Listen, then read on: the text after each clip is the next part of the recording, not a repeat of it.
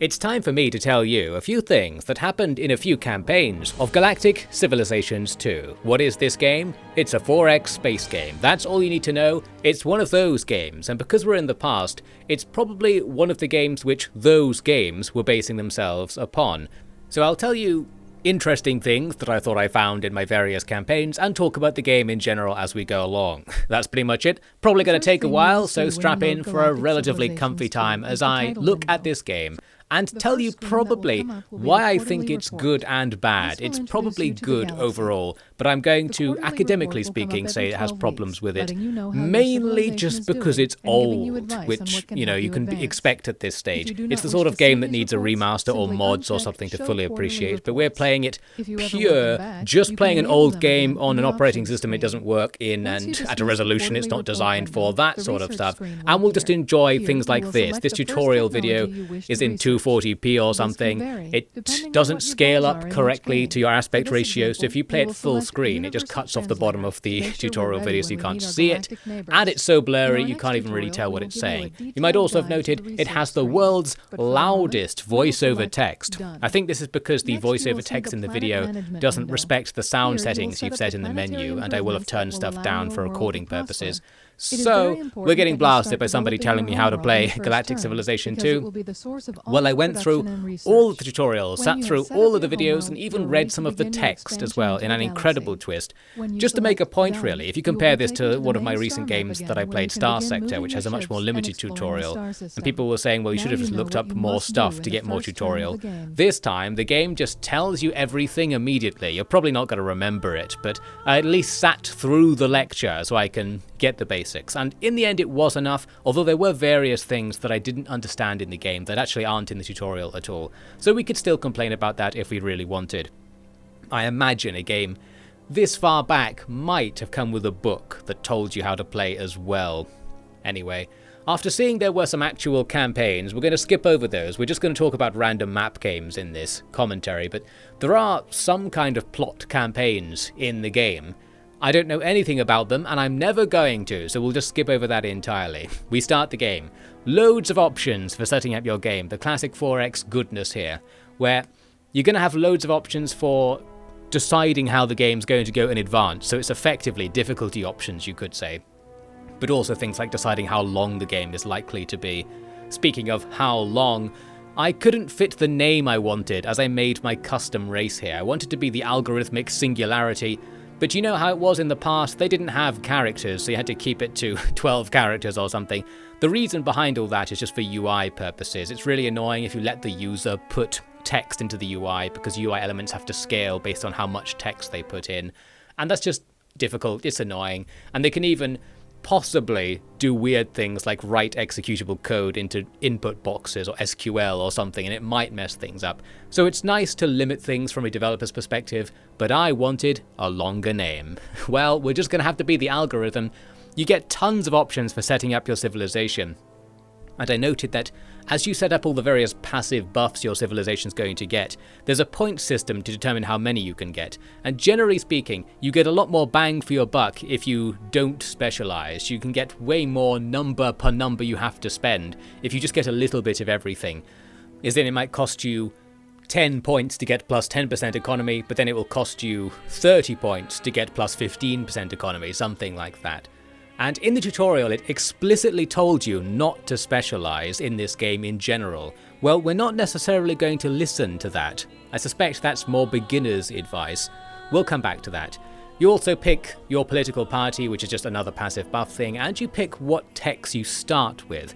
So you can already start speccing into your build before you've even started the game by deciding what your civilization is good at in this way. They'll have a slight advantage in doing something or other based on their initial techs. And you actually don't start with the basic techs to do any military things, and we'll come back to that. That's an interesting balancing or design choice, I think. Here we're still setting up the game, and you have, again, loads of difficulty options, so it's getting tons of points on OffiD's grand theory of difficulty, where the difficulty options in a game are indicative of the quality of the game. Although we have to deduct points, because while there are billions of options, it actually doesn't say what any of them do. this is the sort of thing that might have been in a book that came with the game. But here, when you play it in a high resolution and there's space all over the screen that could just be telling you that, I got mad. So this possibly isn't the developer's fault, but it's the game's fault now, in a sort of death of the artist way. We are getting pretty serious about our nitpicky critiques right here. So to make a nitpicky compliment, in the tutorial it gave you the meta information that the developers expect you to play on beginner difficulty for your first game because you are a beginner. Well, that's a very simple use of words, isn't it? Even though it doesn't tell you what it does, I feel like I understand what I'm supposed to do at least, so that's something new. But I didn't want to play on beginner at first because I thought I can't play on the lowest difficulty, I'm a pro gamer dude. But I found that there are several difficulty levels, including quote-unquote easy, that are below beginner. So the first thing to say is that easy should not be below beginner, that's against the law. But the second thing to say is, I felt fine with going with beginner because I am actually a beginner, as the game seems to expect. So here I am, beginning to play the game. It's all making sense. My grand theory of difficulty is going well so far. So this is obviously the best game, but here's a critique that comes up right away. You saw me there moving a ship down across the screen. That was because the arrow keys move selected units. It doesn't move the camera. That's what I was going for.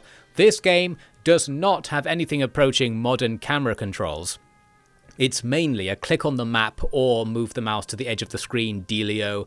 I'm usually looking for either arrow keys or WASD on the left hand to control the camera just because that's what I'm used to. But then again, I am from the future.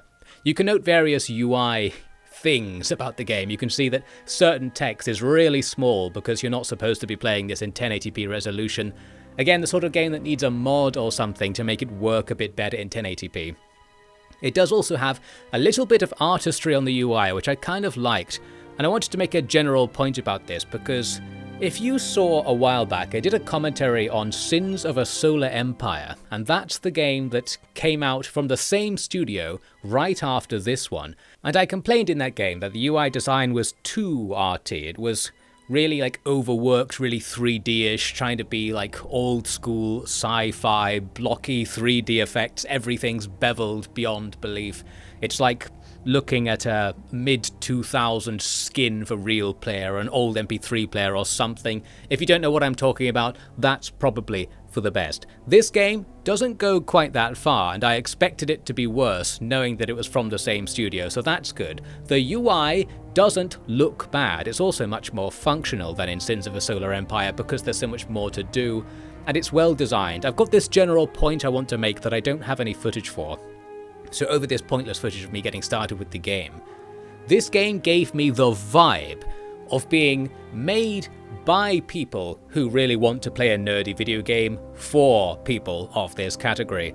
And by that I mean there's a sort of love behind it. You could tell even from the tutorial text, where it was describing with a certain level of passion how to use the mechanics and being like, isn't it neat that we set it up so you can control your faction like this?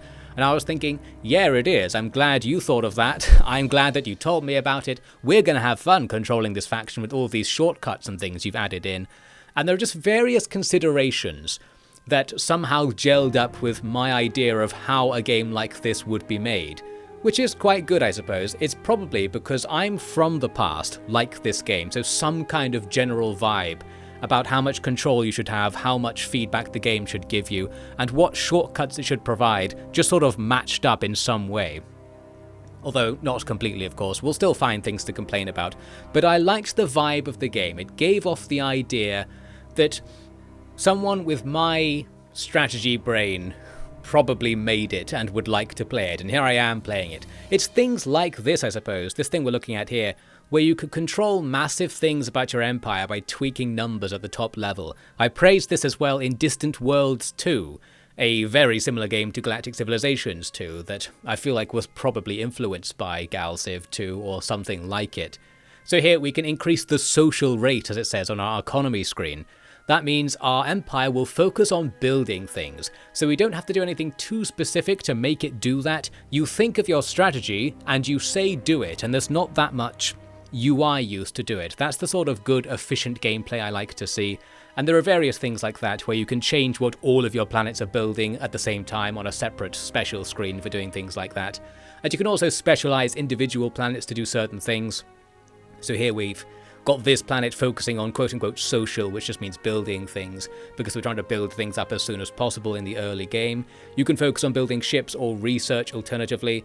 Here's some more stuff. Again, I'm incredibly actually clicking on UI elements quite early in the game. Usually I would try to play the game a bit before going to optional UI elements, or I would wait to see if the game ever forced me to go and look at them and then judge the game for not doing it if it turned out to have been important that I should have looked at them. Something like that.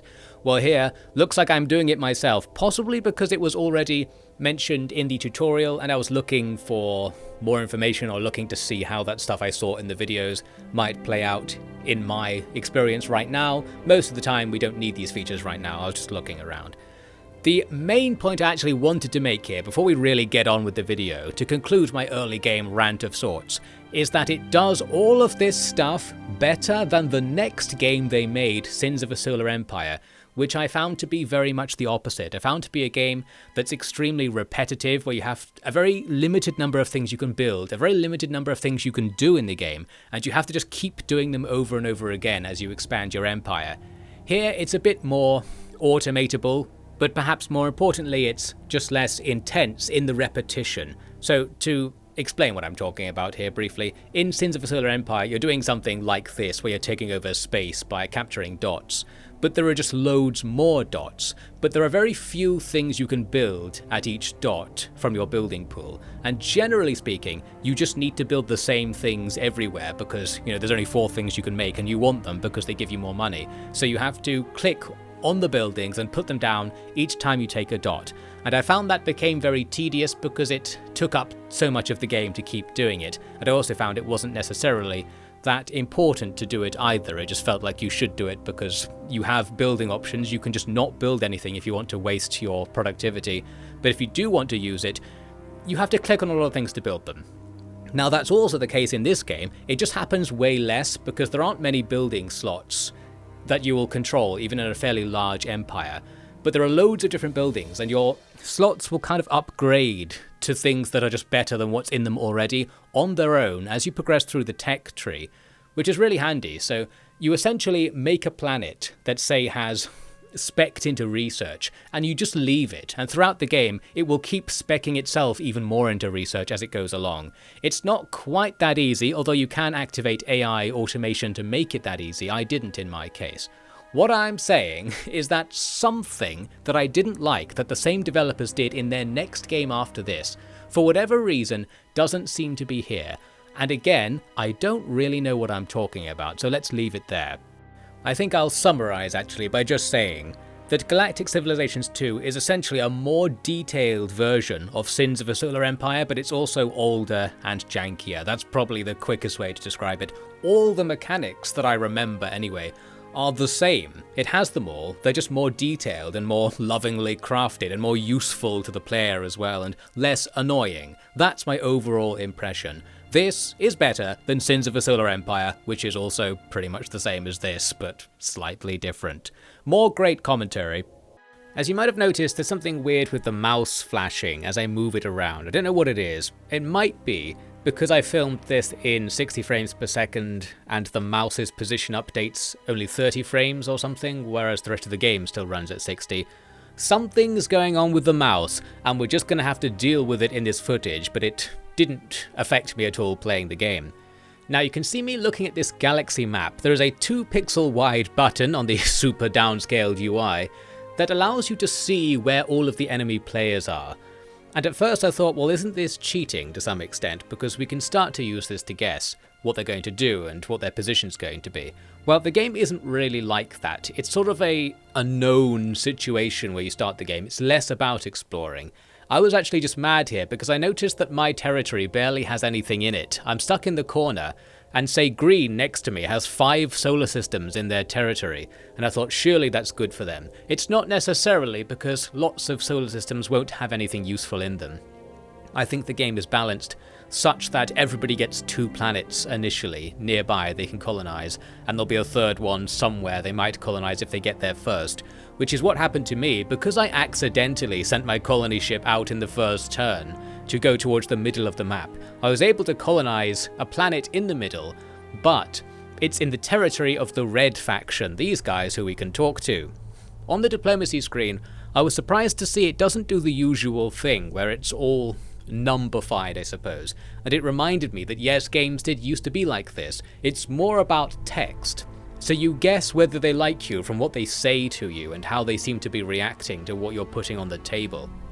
It's kind of fun, but I can also see why all that got converted to numbers at some point in game design lore, because it is all actually numbers, and it can be annoying to be in a situation where you have to constantly put 1 extra coin on the table to see how they react to a deal's gradual changes. And this game does actually begin to do that. I'll probably talk about that later. Here was me struggling for some reason with the asteroid mining system. I thought you had to make a mining ship for every asteroid mine you wanted to make, because Distant Worlds 2 was like that basically. In this game you actually only need 1 mining ship for the whole empire. It will just go around establishing mines and then it leaves them and the mine does its own thing, giving you some extra production numbers on your planets, I believe. Well, for whatever reason I didn't understand it at first, and it is actually not mentioned in the tutorial, the space mining thing. I feel like it's important enough and sort of early game enough that it probably should have been mentioned. It seems that at this stage, I've built most of the stuff I want to build, so it's time to turn down the social rate, and more money will thus go towards producing ships and advancing the research tree. At this stage we do need ships. We need to build construction ships, because after building on your planets, building in space is going to be the next big thing. That's something I like about this game. First though, let's look at the tech tree. You can see me here researching some diplomacy tech. I was sort of speccing into diplomacy because I thought this was interesting. The ability to specialize in doing diplomacy isn't that common in 4X games. It is very abstract, though, in that it says things like diplomacy plus 25. Well, 25 what? And even some cases like this one here where it says social production plus 10. What does that mean? Plus 10 what? I think it actually means percent speed or something, but it might mean 10 points of production, in that on your planets you have a number of production points being generated. Well, I still don't know. It's definitely a number, and it definitely applies to an existing unit system. They just need to write the units in the UI. Back at it again with that kind of commentary. Well, another random point to make about the tech tree, which is more of a me problem, is that you can see on the left we've got that list of techs that are available right now. At some point in the game, that tech list got scrolled down to the bottom, and I didn't realize it was a scroll list, so I spent ages researching only really expensive techs, not realizing if I scrolled it up, there was a whole bunch more techs that were way easier to research that I could have done. Yes, I'm that stupid, and it actually caused a minor problem for a while in the game. Who knows whether that could ever be solved from a design perspective. This might just be an impossible user error to consider. So we've discovered another faction there. It doesn't matter too much because early game you can't do much diplomacy, so we'll just come back to that. What we need to do is this thing that I hinted at earlier. It's time to build in space. This is part of the game I think is quite neat, and it gives you a unique feel in that you can build stuff anywhere. There's quite a few things you can build. In this case, we're doing things more simply. We're just claiming resources by putting a so-called mining starbase on top of them. We actually spawned with a pretty lucky resource setup with a bunch of resources right next to our home system. In my other campaigns, we weren't nearly so lucky as this. In a bit, we'll start to see the other things you can do when it comes to building in space that are more interesting, I think. Here was another thing to point out where I didn't understand something, and it possibly this time could actually be made more easy to understand. The system of influence in the game. What parts of space are considered whose territory is based on a somewhat invisible influence system, where each tile has some presumably invisible number that tells you how much each civilization influences that tile, and whoever has the most is considered to own that tile. So I put this building down on my new planet to project more influence from this new planet. That's not going to work because it's a percentage bonus on influence generated, and new colonies don't really generate influence. This is a sort of subtlety of the game that I feel is important enough that it might need explaining. Essentially, your capital planet generates a lot of influence points, whereas new ones don't. And there are some tooltips where you can work that out. So I worked it out essentially right after I made the biggest mistake of putting a 1 per faction wonder in the wrong place. But even now, I still don't really have a grasp on how influence is being spread. It feels like either it's going to be something like Dominions, where it's putting new influence generated at the border of your territory, or maybe it's more like a field that is emitted and sort of falls off over time the further away you get from your planet. Well, we don't know. Obviously, it's a case where the game is calculating it all with a whole bunch of numbers, but you don't see what they are. You just see whether you're winning or whether you're not winning. And it might be nice to see a few of the numbers there, or perhaps have a button to press to check what your influence level at an area is, to see if it's nearly the right number, or if you're nearly going to lose it. I don't really know. Obviously, they probably didn't want to complicate it that far, and maybe from a game design perspective, it's better not to know.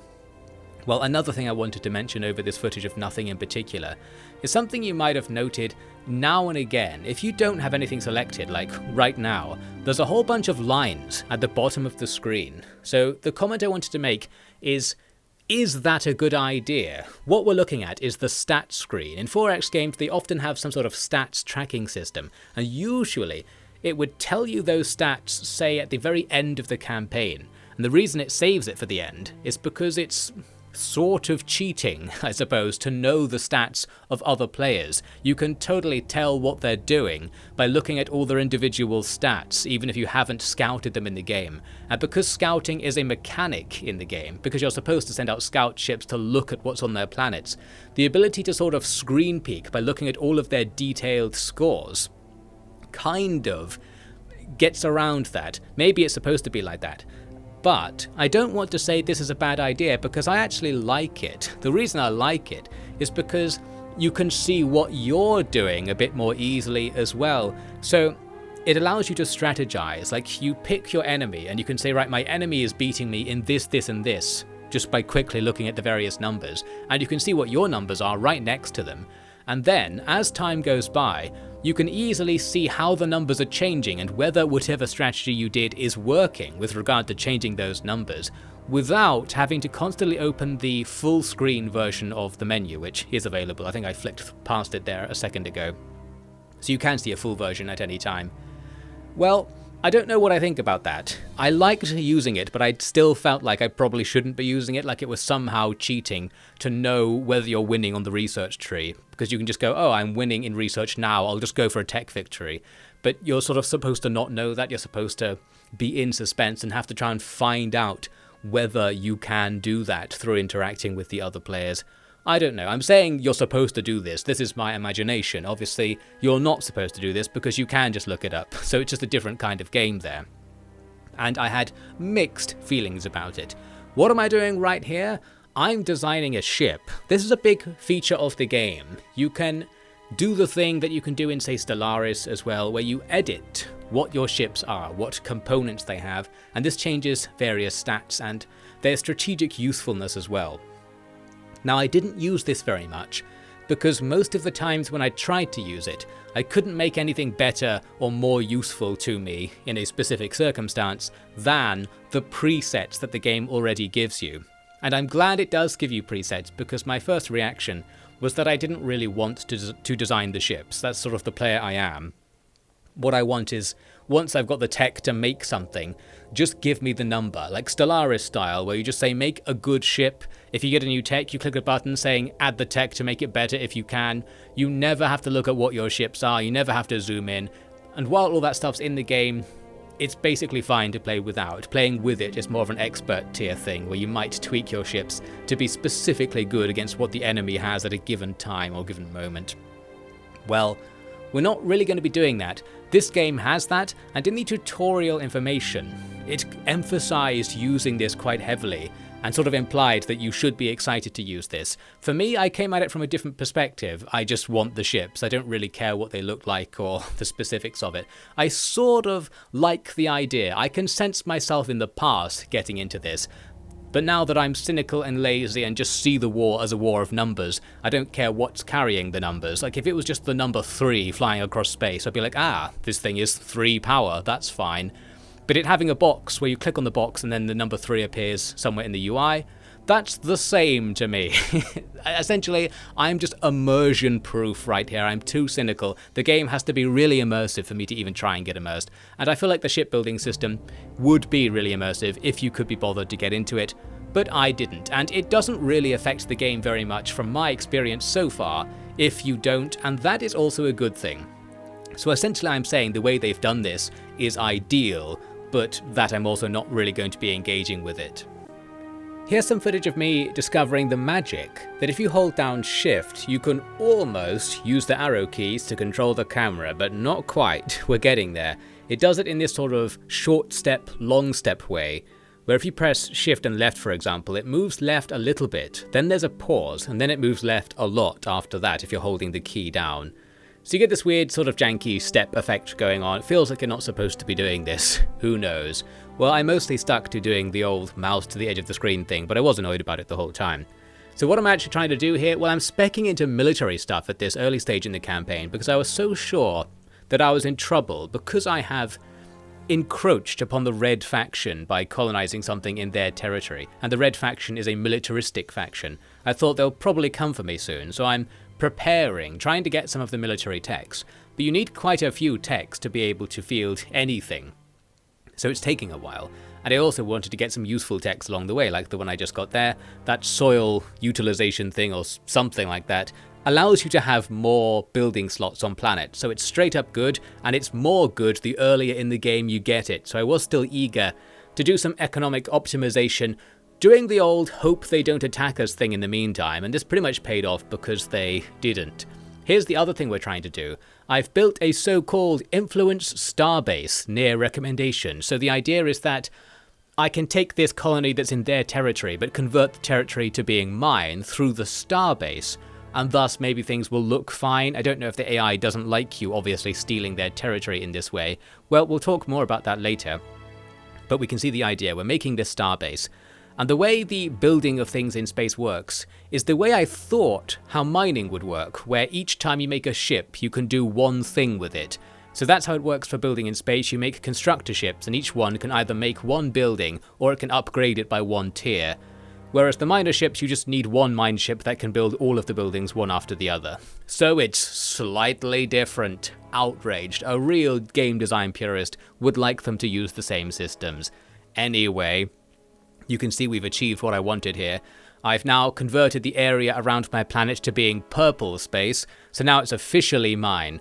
I don't think this matters very much in the game, because while you can have problems from your planets being in other people's territory, it's only a problem if their influence level gets high enough that it converts the planet to being one of their planets. And I don't know what the condition for doing that is, but it's very difficult as it turns out, so we were probably fine the whole time. Here in the diplomacy menu with some faction, we're doing some tech trading. This is a game where you can certainly gain an advantage by taking the techs that you didn't get from other factions. You can just buy them or trade them for your own techs, use the power of teamwork.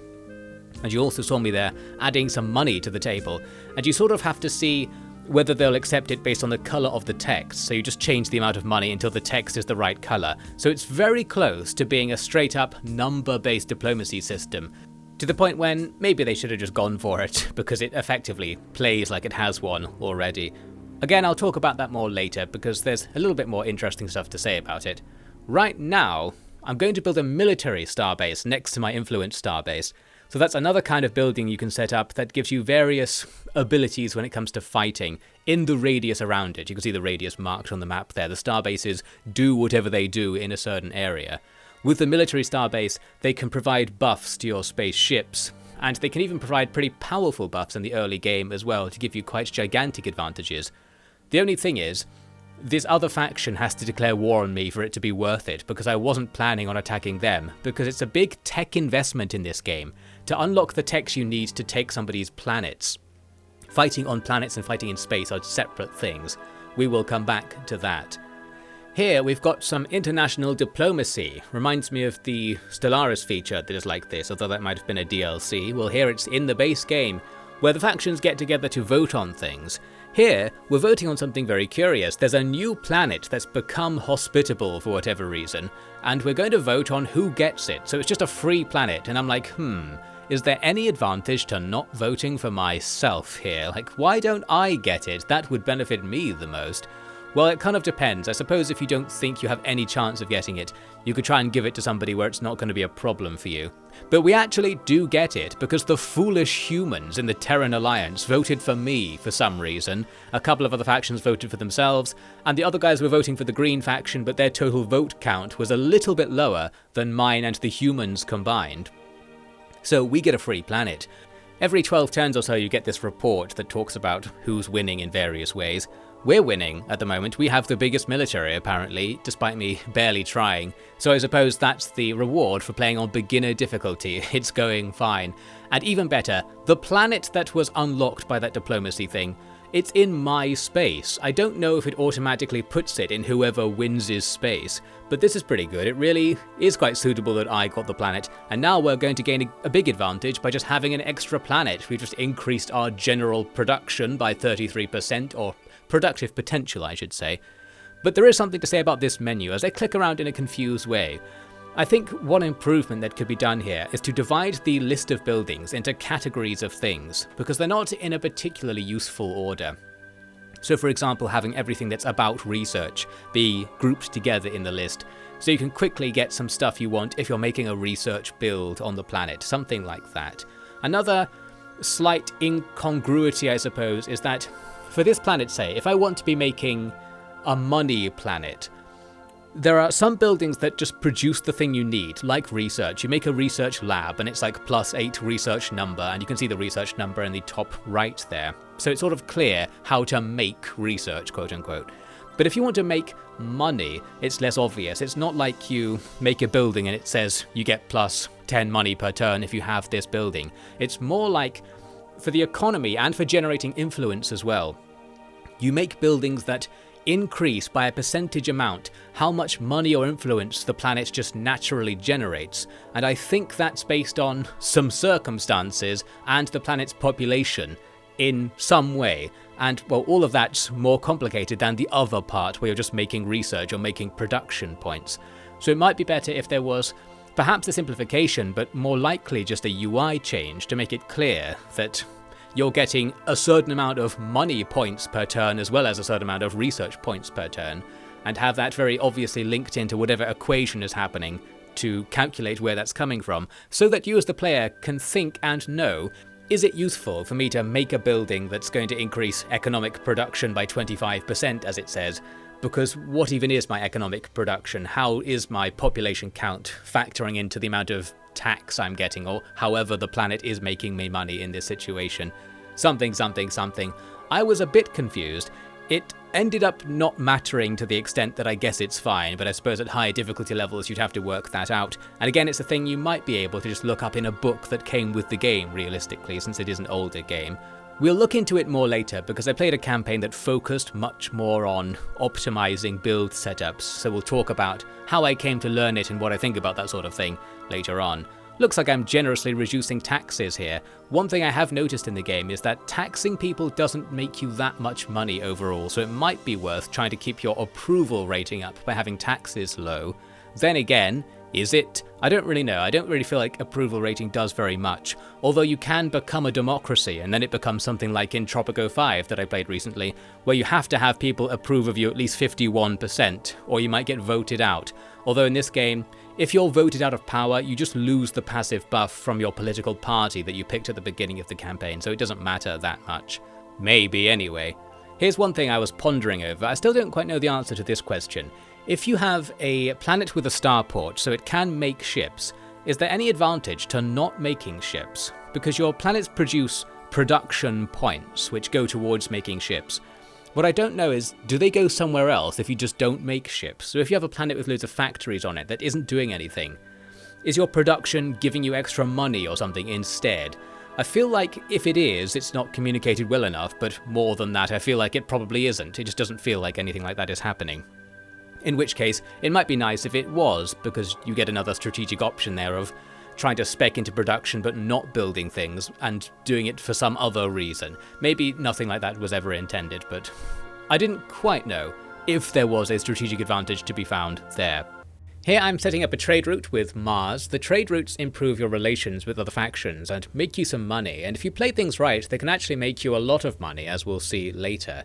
One thing I think that could be improved here is that the trade routes are really small on the map. You can kind of tell where they are, and you can tell where other factions are trading, but just barely. I think the UI elements around it just need to be a bit bigger, essentially. Now we're going to talk to the green faction to our east to set up this research treaty. You have the chance to make research treaties and economic treaties with other factions sometimes, and one thing the game gets wrong here is probably not really telling you what they do. I think you're just supposed to know, because it doesn't do anything too interesting. It gives you, in this example, some extra research, but all it needs to do is put that on a tooltip or something if you mouse over the words research treaty. Because I didn't know what I was doing, I just did it for fun to see what would happen. I don't know if I'm giving them more of an advantage. Here on the research screen it says research treaties, 1 Bitcoin. And again, that's not very much information. I guess it's saying I've got research as if I was spending 1 Bitcoin more per week, presumably, or per turn on research. So I've got some amount of stuff out of that treaty, and so have they. Was it worth setting up? Well, probably. I think it's just generating stuff. Same with this, the economic treaty, which ultimately just generates money. I feel like it's good to get them if you can, but maybe you want to make the strategic consideration that the other side is benefiting more from it and they might use it against you. Well, on the diplomacy screen, the deal has like a diplomatic weight, so the AI knows what it's worth. All we need to do is have us know what it's worth. There clearly is a number associated with the economic treaty here. It's going to make us both an amount per month. They know how much it is, so they know how to bargain for this, but I don't. That's what I'm complaining about there. You have these occasional story events of sorts where you are given a moral dilemma, I suppose, where something will happen and you have to make a morality-aligned choice about what to do. And I think this defines the morality of your faction overall. Your faction has a moral compass somewhere, which I think affects your relations with other factions. So if you're a good aligned faction, you will have better relations with other good aligned factions. Good generally meaning like compassionate or making sacrifices for your people, and evil being very imperialist and focusing on yourself, that sort of thing. Well, it does more than I thought it did in the game, which I found out way later, so we'll talk about it again perhaps later on. There's some kind of thing going on there. I'll say that those events are extremely rare in my experience, so it doesn't really come up very much and doesn't matter that much, it seems. What am I doing in the game strategically? I'm going right now for the Ascension victory. See that thing in the top left that says I'm going to win in 400 and something turns? It's because I've captured 2 of the Ascension points on the map. Ascension is like a resource, same as anything else. They're just the white crystals you can see here and there. But I can't capture any more because they're already captured by other people. One issue though, which you might have seen just there, is that if you discover that a resource is being mined by another player, but then you move away from it so it's not in your field of vision, the graphic goes back to that of an unmined resource. So I think once you know that something is under a player's control, the fog of war image should remain as just your last known intelligence of it, so that you have that reminder that you don't need to go and try to get it yourself.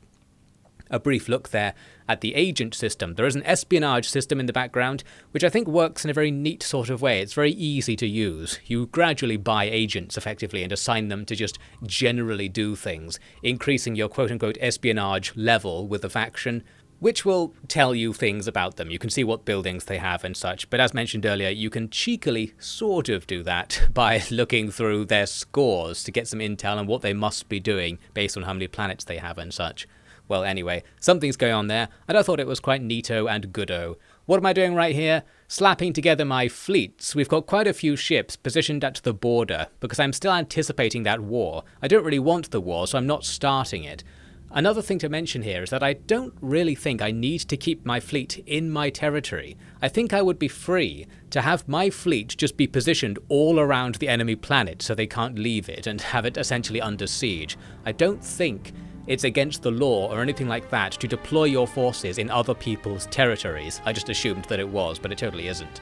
Here you can see we're discussing, should allies help each other with their starbase bonuses? I'm going to say yes.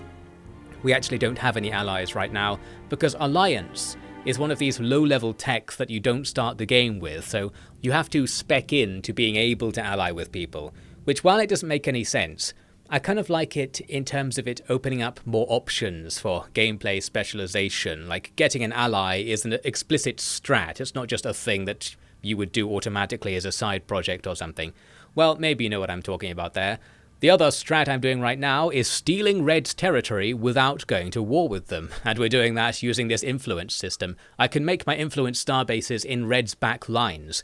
The advantage here is that if my influence goes over their mining points, the mining points might convert to become mine, so we can reduce the enemy's production and increase my production without actually declaring war on them, and this is also something we can do without researching the ability to attack their planets, which would be the other natural way of doing this. So, it seems pretty good, it's pretty cheeky, and what I wonder is there some downside to this? Am I losing relations with Red because I'm obviously stealing their territory, because I'm obviously trying to take their mines? If it was a human player, they would know that I'm being extremely hostile towards them. Does the AI know that? That's what I was wondering. It's time for us to become more hostile and start researching planetary invasion. It's going to take forever. But this is one of these researches you need to start warring with people. You have to invent the ability to take their planets before the war's going to be worth anything to you. So we could go out with our ships right now and just harass them, but it wouldn't really do anything, and it costs us money to maintain the ships. So really, I should have no military now, wait until I've unlocked the ability to actually do something with the military, and then spec into it. But then again, having the military might be actually stopping the AI from attacking me, because they just see that you have ships and decide not to invade because of that. We don't know. Because it's on beginner difficulty, all of these considerations probably don't mean much at all. It's probably just ignoring me, and I'm inventing all of this hostility in my mind, almost certainly. But I think on higher difficulties, such considerations might actually matter. Here we are boosting the cultural output of my distant influence starbase, and we now have a couple of enemy mines in our territory. This doesn't definitely convert them. There's some sort of number comparison system that is in the background, where if you get enough influence points over the mine, it will decide to convert, and even then it's not instant. There's something about it there on that tooltip there.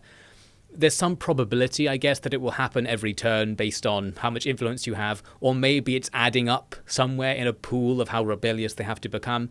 We just don't know. So all I'd like to see there changed is make it so it's a little bit more obvious, because it almost tells you how it works, but not quite, which makes me think maybe the game developers would have been fine with us knowing how it works. They just need to communicate it a tiny bit better. Anyway, so the strats going on. Can Red do anything about this? They could put their own influence starbases down next to mine and just cancel everything out, I suppose. But maybe because we're on beginner difficulty, they just straight up don't care. It just feels so cheeky, this strat. We'll be doing it throughout the game, and I still don't know how wrong it is of me to just conquer people like this. We're just giving them really good K-pop songs, and they're like, you know what, I'll pay my taxes to the government that makes the K-pop. I want more of that in the universe, and you get their stuff. Especially appropriate in the roleplay that this campaign is, because with my custom civilization, we are the YouTube algorithm, and I suppose the influence starbases are spreading YouTube itself. We're letting the people in these space mines watch YouTube videos, and after a while, after they've seen enough, they might like, comment, and subscribe to us, the algorithm itself. Well, who knows how it actually works, but you can research various techs to make your cultural domination effect much more effective, so that it becomes more viable to steal things just by spamming people with YouTube videos. Well, we'll look at that later, because I did try it more later on. Eventually, we're ready to fight with Red. We've got some transport ships here. That means we've completed the planetary invasion tech, just allowing us to transport our people onto other planets. And anyone is a soldier in the game's logic. It's very simplified, this, which I found quite useful. You don't have to train soldiers like in, say, Stellaris. You just put your population on transport ships and throw them at the enemy, and that will count as having soldiers, and the enemy will do the same to you.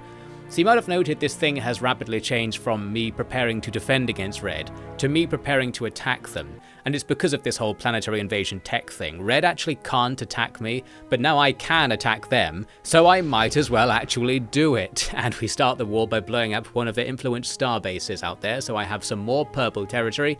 That doesn't really do anything, but it was just satisfying. So now we're ready to go, and we see the first engagement in space. Now the fights are essentially cutscenes, like in some other 4X space games I've played. And in the past me would have said, damn, that's lame that it's a cutscene, you don't get to play. But modern me, in a sort of game design nerd way, goes, this is the optimal way to make it. Because this is where you sit back and enjoy the fruits of your gameplay. Like for example, when you play a Total War game, you often find that you can't really enjoy all the effort that's been put into making the battle system because the gameplay itself actively prevents you from seeing things and controlling the camera as you wish.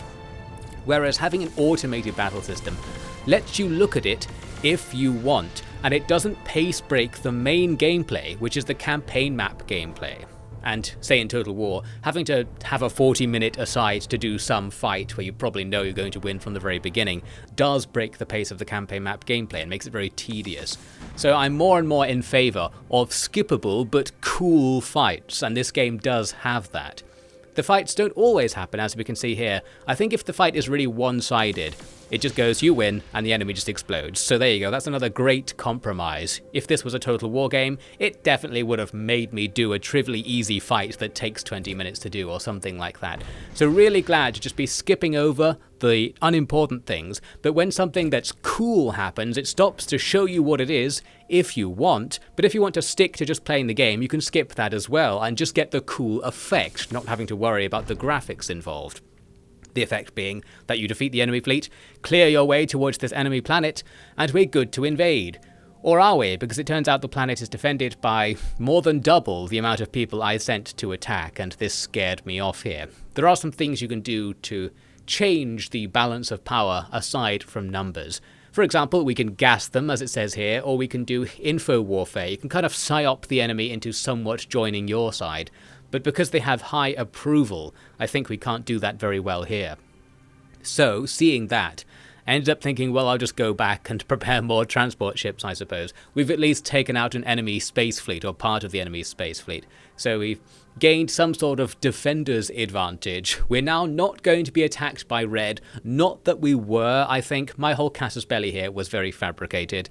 Well, you can see me there actually using the ship designer to make better transports. Normally, I found that the stock designs that just get given to you for free are pretty good, but the transport ship one can be improved by just adding more transport modules to it. So we now have the bigger transport instead, which gives us 50% extra troops per ship, and that matters because you are limited in how many ships you can use to make ground attacks, as we'll see in a minute. However, while I was waiting to get the new transport ships, the enemy did build up more ships and attack me, and we actually lost this space battle here, losing several fighters. We have more planets than them, so in a pure war of attrition, we're always going to win. We can just throw more production into the war, but of course we both suffer for doing that because we're both not improving our economies by fighting each other, so I need to make sure I gain enough from this war to make it worth it in the long run. I am pointlessly claiming some of Red's territory behind their lines. I was doing that because there is a potentially colonizable planet back there. However, just taking that territory won't do anything. It's better to focus on just taking out Red for now. I could have used that constructor ship, for example, to make a military starbase at the front lines. Here I am trying to improve my generic fighters, but as I said, I didn't find any way to make them better than the default designs. I think only later in the game, when you have big ships and you have more options for customizing them, are you likely to find a way to make them significantly better than the generic ones the game just makes for you. Here I am actually losing that influence starbase I just put down. The starbases die in one hit if they aren't upgraded a decent amount. So they're quite vulnerable to attacks. And that's something I didn't really appreciate. We could just go in and take out all of the enemy starbases instantly, but I was assuming that would be more difficult than it really is. We're struggling a little bit with the logistics being a mechanic in the game.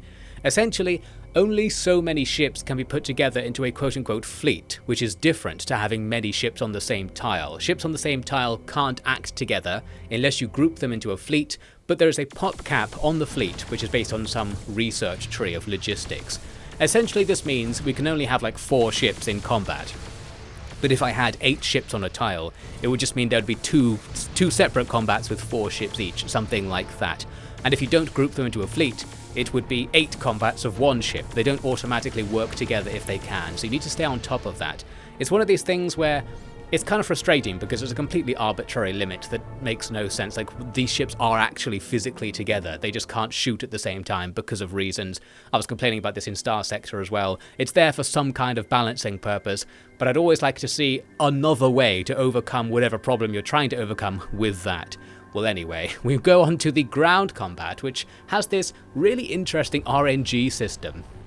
I say interesting, it just sort of tweaks the usual RNG system, where there is an RNG element to how much power you have in a ground attack, and it gives you the ability to stop this randomly changing number yourself. The big difference simply being that rather than just generating a number, it gives you the illusion that somehow you're picking the number by stopping it at the right time. It's essentially random because it's so fast, but I really liked the idea of taking an RNG mechanic and just pretending that the player has some sort of input in it by making it like a slot machine or something like that. Some sort of fake it was all your genius mechanic to make an RNG mechanic a little bit more interesting and engaging. I feel like I haven't seen much of that or any of that, and I was like, yeah, that's a really good idea. It probably needs to be rare RNG things that you use that for, but still. A nice little thing there. It easily could have just not put that there, but I think it genuinely is a bit better for doing it in that strange way. Well, we've taken the enemy's planet now, and you get a cutscene saying that billions of troops were involved, which is the clue here that when it says you're deploying, say, 1,000 troops into combat, what I later realized, much later actually, is that by 1,000 it means 1,000 million troops. That's what it's talking about. And your surviving troops, or some of them, become like the colonists on the New World, so you completely exterminate the enemy population, which I didn't expect at all. You kill all of them and replace them with the people in your ships. So there's now like 800 million people there on the planet taken from our ships, and we have a few thousand left over to go and join the next invasion fleet. But it didn't work, and here's why. Firstly, I tried to build up more transport ships because I was going to need more troops to take the next planet, because it's the enemy's capital, there's way more stuff there. However, the place I already took rebelled against me, so this is the effect of being in the enemy's territory. We're so deep in red core territory here that the planet rebels. Although I say deep, not like visually, we're quite close to my territory actually. It's just that because we're near the enemy's capital, the specific tile that the planet I try to take is on has tons of enemy influence, and because that's not distinguished between tiles, they all look the same whether they have a tiny amount of influence or they completely dominate the influence. Well, it was hard for me to guess that this was going to happen, that's what I'm saying. But since it did happen, we lose the planet, although the solution is easy enough, we just go and take it again. So that's that. Now I'm looking at taking the enemy's capital. There are tons of enemy troops here, and I actually can't really gain a numerical advantage, for a simple reason, it's the logistics again. Because you can only attack with 3 transports at a time, because only 3 transport ships will fit, quote unquote, in a fleet. While I have enough troops to take this place, I have to attack with a smaller group first and just sacrifice all of them so they go in. They actually almost win unexpectedly because we have in the bottom left there some kind of unspoken tech advantage. Our troops fight very well. I liked this idea. There are specific soldiering techs that make you better at ground invasions, but also all of your other techs contribute to your ground invasion strength as well, and that makes a lot of sense to me. Because it's like your ability to just communicate or manufacture things a bit better than the enemy gives you tons of passive advantages that are hard to describe. So I like the idea that the game just says, even though you're not ahead of the enemy in ground invasion tech, your general technology advantage gives you the advantage overall. The sort of consideration you usually wouldn't see made. You'd usually see it focus entirely on a ground invasion build that's good at this. So I liked that, it was realistic, it felt good to be ahead of the enemy in this way. Our superior diplomacy skills, which is where our tech tree is focusing, give us better ability than the enemy, I suppose. Something, as we saw. Our second wave of troops did take the planet. We get a cutscene of us, I don't know, killing the last enemy or something in this desert, whatever this is. Some classic old school CGI cutscenes where they put this in here just because it's cool. They're just showing off that they were able to do this because it was so rare to do this. And then, boom, we have the enemy's capital planet. and we can start building it up. The enemy's population has been quietly exterminated. The game just really brushes the exterminatus under the rug. You kill everybody when you take an enemy planet. We've completely genocided this other race, and now we're going to build on their ruins with our own buildings and start colonizing it ourselves, so that's nice. That means, in 4x game terms, I have more number producing lumps, so I'll have more number than everybody else now. We've done the official 4x meta, that is, conquer the nearest person to you as soon as possible. As long as nobody else does it, which in this game nobody has, we are now guaranteed to win because we just have more number. We can just end turn 1,000 times and we'll win from here, and we'll out-military anybody who tries to invade us in the meantime. The game's pretty small because we're on the small map setting, so essentially we've already conquered half the map with this minor victory over 2 planets. You can see here it got me wondering, what do I need to do to win anyway? Here are all the various victory conditions, lots of methods to win, and conquering all of the other players is one of them. That feels like a more difficult thing to do than, say, the influence victory, which is control 75% of the map. I feel like you could probably do that along the way of conquering every other player, but I suppose if you kill other players without taking their planets or something, maybe you wouldn't get that along the way, I don't know. You can also just ally to everybody and you automatically win, so there's a nice allied victory thing. There's the Ascension victory that I mentioned so far that we're counting down to in the top left, so if I end turn loads of times, we'll also just win. We can also steal the red faction's Ascension crystal to make that go faster as well. We've already stolen the blue faction here's Ascension crystal, for example. So it's all about us. Here's me looking into this alliance thing. The alliance thing wasn't very clearly communicated, and I think it's just because on the diplomacy screen, it doesn't tell you how much the other faction likes you. So we went there and just popped off an alliance with that faction, but oftentimes you're not allowed to discuss alliance, and I later sort of gleaned the reason must be because each faction has a bar somewhere in another menu that tells you how much they like you, and it has to get up to a certain amount before you're allowed to start negotiating an alliance. Looks like I do have that with green, and boom, they will ally with me, so we're now allied to half the map as well. We're already well on the way to that alliance victory.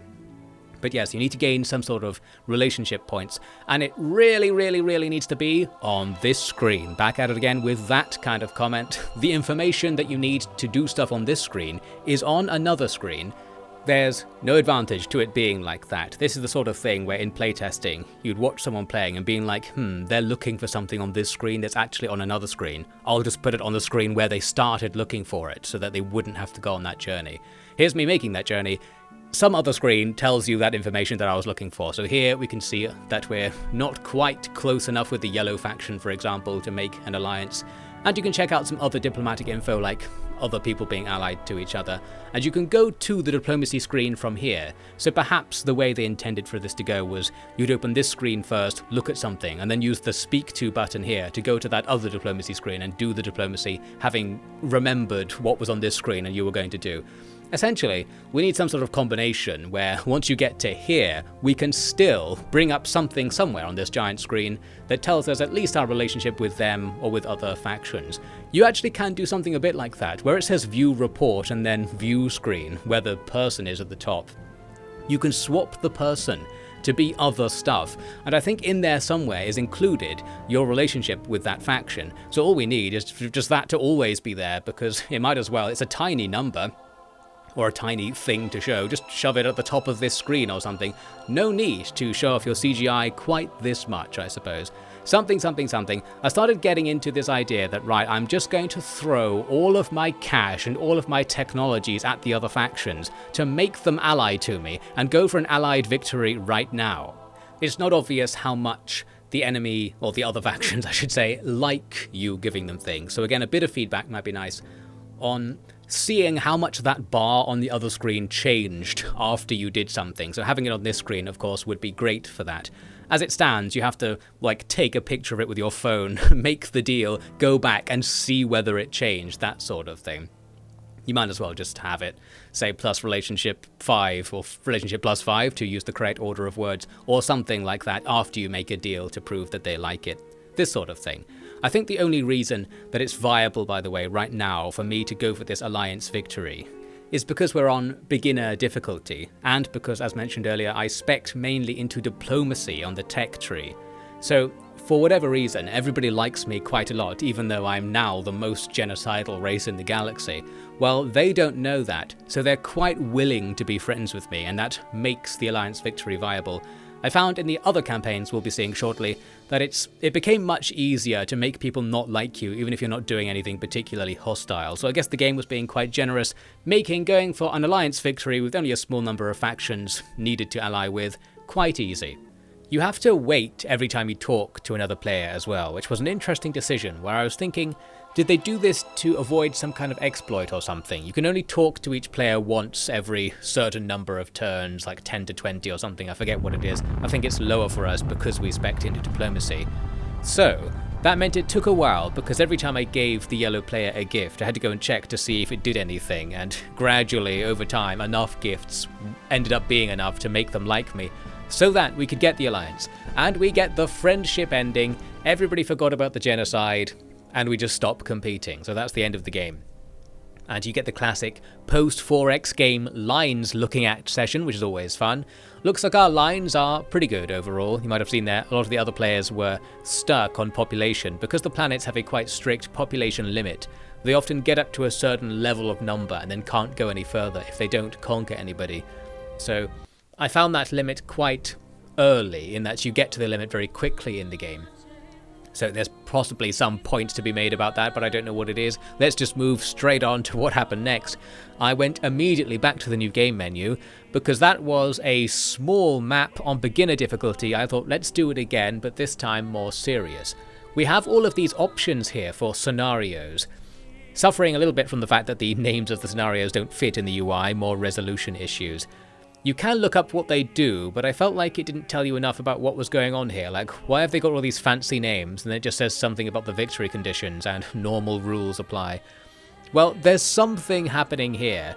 What I ended up doing is picking one of these scenarios that looked like it would allow you to have military technology in the beginning to make the game go a bit faster. But I found that when I clicked next, it was making me play as the humans, but I wanted to play as the algorithm again, and it seems everybody's just been greyed out here. So I think maybe if you pick a scenario, you have to play with a certain faction, so they're more special games.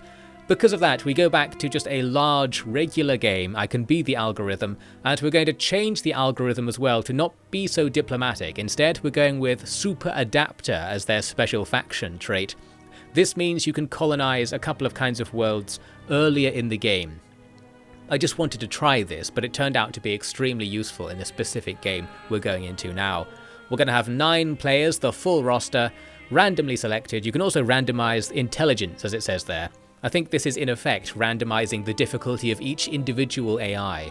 So loads of great options there. You can also try and specifically set up some scenario where, say, a faction that's likely to ally with you has really good AI to help yourself out or something like that.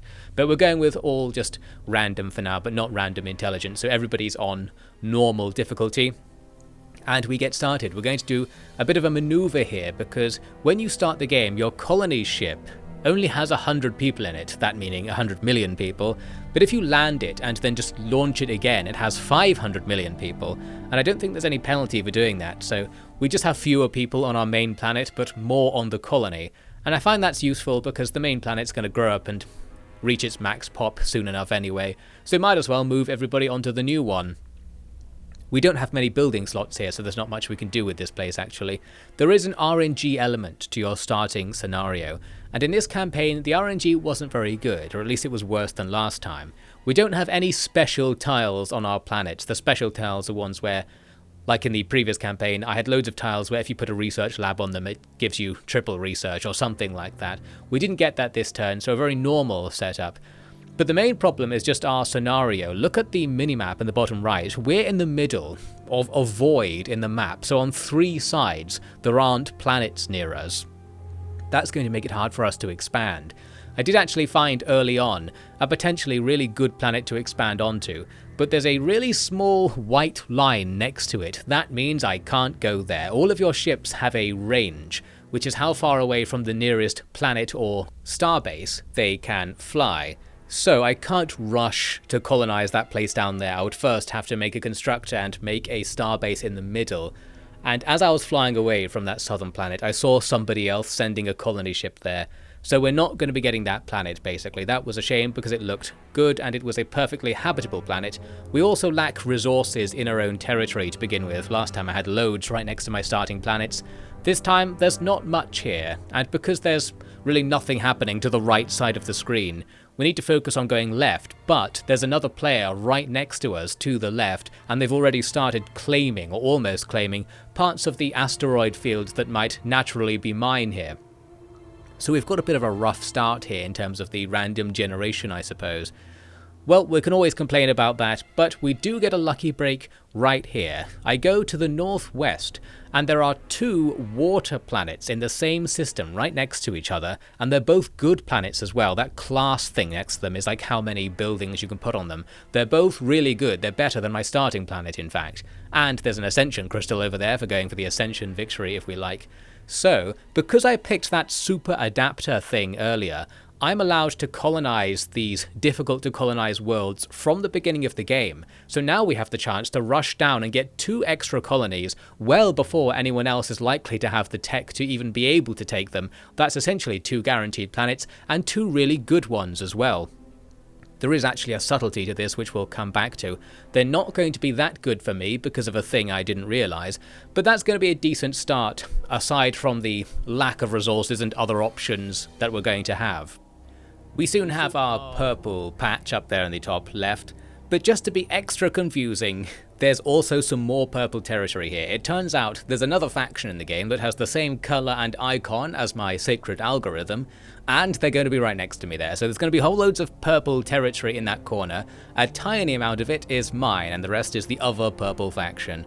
Well, we'll show them who's the superior purple faction with time, I'm sure. On the other side of that purple faction, I discovered another potentially habitable planet for us, so I'm going to divert this colony ship that was going back up to take the second planet at the top of the screen, to instead go and grab that one instead, just so we can have more and more stuff all over the place. However, the very turn I arrived, the other purple faction also colonized it, so we were 1 turn too slow from getting that planet. That's unfortunate, and the second time I've been denied in this campaign. But the good news is, in the meantime, I discovered this other habitable planet in the human territory in the very corner of the map, and that's another water planet, so I'm probably going to be the only person who can grab that one right now, so we'll go and do it. And at the same time, I'm also grabbing the second water planet up here on the other side of purple. I was slightly prevented here from doing the full name length I want. The name length you can type is much lower than the size of the box, and that's the sort of thing that makes UI nerd Devin get very mad. Well, here it turns out there's some precursor workshop where if we send people in to die in it, we'll get production bonuses. And the evil choice here is the correct one. As it says, you might as well take a 25% production bonus because people are a renewable resource. We have an infinite supply of people, and what tends to happen is in the game is you get so many people that you can't get any more. You hit the population cap, and I guess they're just constantly mass dying off, and if you build more farms, then more of them will survive. So with that in mind, we might as well let people die in the mines, because they're gonna die anyway. More classic logic from evil off ED. Well, we actually went with the neutral choice there because I was feeling nice. We've got loads of stuff to build at the moment, but I'm actually not speccing into building in my economic setup, because I'm mainly focusing on space production. The reason for that is to get constructors and freighters out, and also earlier to get the colony ships out as well, as fast as possible. So we'll look into that in a second. Here I am grabbing the planet in human space, a planet that would naturally go to them. Well, it's mine now because of my super adapter trait, so that's handy. We'll give it a mocking name, and then just sit here. This is the sort of case where, if we were playing multiplayer, this would be a very hostile thing for me to do, but maybe the AI doesn't really care that I'm taking stuff that might naturally be theirs. Here's a look at the economy screen where you can see I had my social rate completely minimized. That means my planets, even though I had all those building slots, weren't building anything, which is a pretty risky strategy to go for in the early game, because I wanted to get those constructors out as soon as possible. And the reason I was worried about getting them out as soon as possible is because our new little pockets are going to be vulnerable to cultural domination. So what I need to do is quickly get constructors over there to start making influence starbases at our new locations. That will just ensure that the spreading culture of the much more powerful nearby enemy established planets doesn't push us out and start converting the planets to be on their side. as I mentioned earlier, it's a bit harder to do that than I thought, so I think I was overly worried about this happening. But it's a risk. You might also note in the top left that in hundreds of turns we're going to win, because I think all 3 of our planetary groups now had an Ascension Starbase thing to capture nearby, so quite early in the game we got 2 or 3 of them at least. And while hundreds of turns may seem like a long time, in this game, turns pass pretty easily. There'll be loads of turns where you literally don't do anything, so it's not like the usual 4X game when if they're turn-based, it's usually the entire game is decided in the first 100 turns because you're doing quite a lot of stuff each turn. Here, you might be skipping over turns very liberally, so going through hundreds of turns is more feasible. What I'm doing here is trying to steal asteroids from the faction to my north to get some extra production on my second expansion point. And again, it makes me wonder, does the AI recognize that I'm being hostile towards them in this way? Do they think the asteroids should be theirs and remember that I'm stealing them? Well, I'm not quite sure. It's the sort of thing where a relationship change charting thing would be useful, so a notification comes up saying you just lost 10 relationship with this faction because you're obviously stealing their territory. Something like that. And technically it's in the game, which in my usual game design purist way makes me think it needs to not just technically be in the game, but fully be in the game. To explain myself there, I mean, because you could open the faction relations menu before and after your act, and sort of take a ruler and measure it on the screen, the bar length, and work out what it is that the other factions like and don't like through this quite tedious method. Because it's possible, that means the game isn't based around you not knowing it. Therefore, it should just tell you in the easiest possible way. To put it another way, you don't want the good way to play the game to also be boring. So any optimizations that aren't fun need to be chiseled out. So anything that's makes the game less fun to play but also makes you better at the game if you do it should be avoided in my purest sense. And that is one example potentially. I don't want to open the menu a million times, so it should just tell me whenever something changes rather than having it possible for me to tell when something changes, but it's too annoying realistically to actually do it. And the alternative would be, well, make it so that you can't check your relationship on that bar thing, so go for a different game design approach altogether. Have it so that maybe only your embassies or your diplomats can occasionally give you a vague report on what they think the other faction thinks about you. You don't actually know the numbers. Here we have a halfway house where there are some numbers and they are communicated to you, but not in a particularly useful way. You know how it is, but it's the past. People weren't thinking that deep into UI design or UX this is actually. So, who cares? Well, I cared, and now I'm forcing you to care. But aside from all that, while I was ranting, I successfully set up my influence starbases, we've captured a bunch of resources with constructors as well, we've changed the economy to be building things, and we're getting sorted. At this stage in the campaign, we've got so many buildings to make, so many planets to build up, that doing nothing is a pretty viable strategy. We're going to be gaining lots of numbers in the background no matter what I do now. We can start doing things like out-researching other factions, because we just have more building slots. So all bonuses aside, I can just straight up make so many research buildings that I will win the research race, or I can make so many economy buildings that I will be rich. We have the freedom to do pretty much any strategy from here. If only I knew some good strategies. I was pretty much doing a bit of everything in this campaign, just researching techs from all of the different trees here and there, building some production buildings and some research buildings and some money buildings, just not really specializing at all. And in the tutorial, it actually said that in this game it's preferable not to specialize. And I was very skeptical of that. I was like, surely, like in all 4X games, just specializing in something usually gives you some kind of advantage. Well, I don't know, it probably does. Maybe that was just their beginner's advice, so saying that if you're a beginner, just try a bit of everything so you won't be too weak and lose because of a weakness. But maybe it's one of those cases where once you've mastered the rules, you break them, that sort of thing. So as a rule, don't specialize, but once you know the game well enough, you'll realize that as a rule you should specialize. You should break the rules, but only when you know exactly why the rule existed and what's going to happen when you break it, that sort of thing.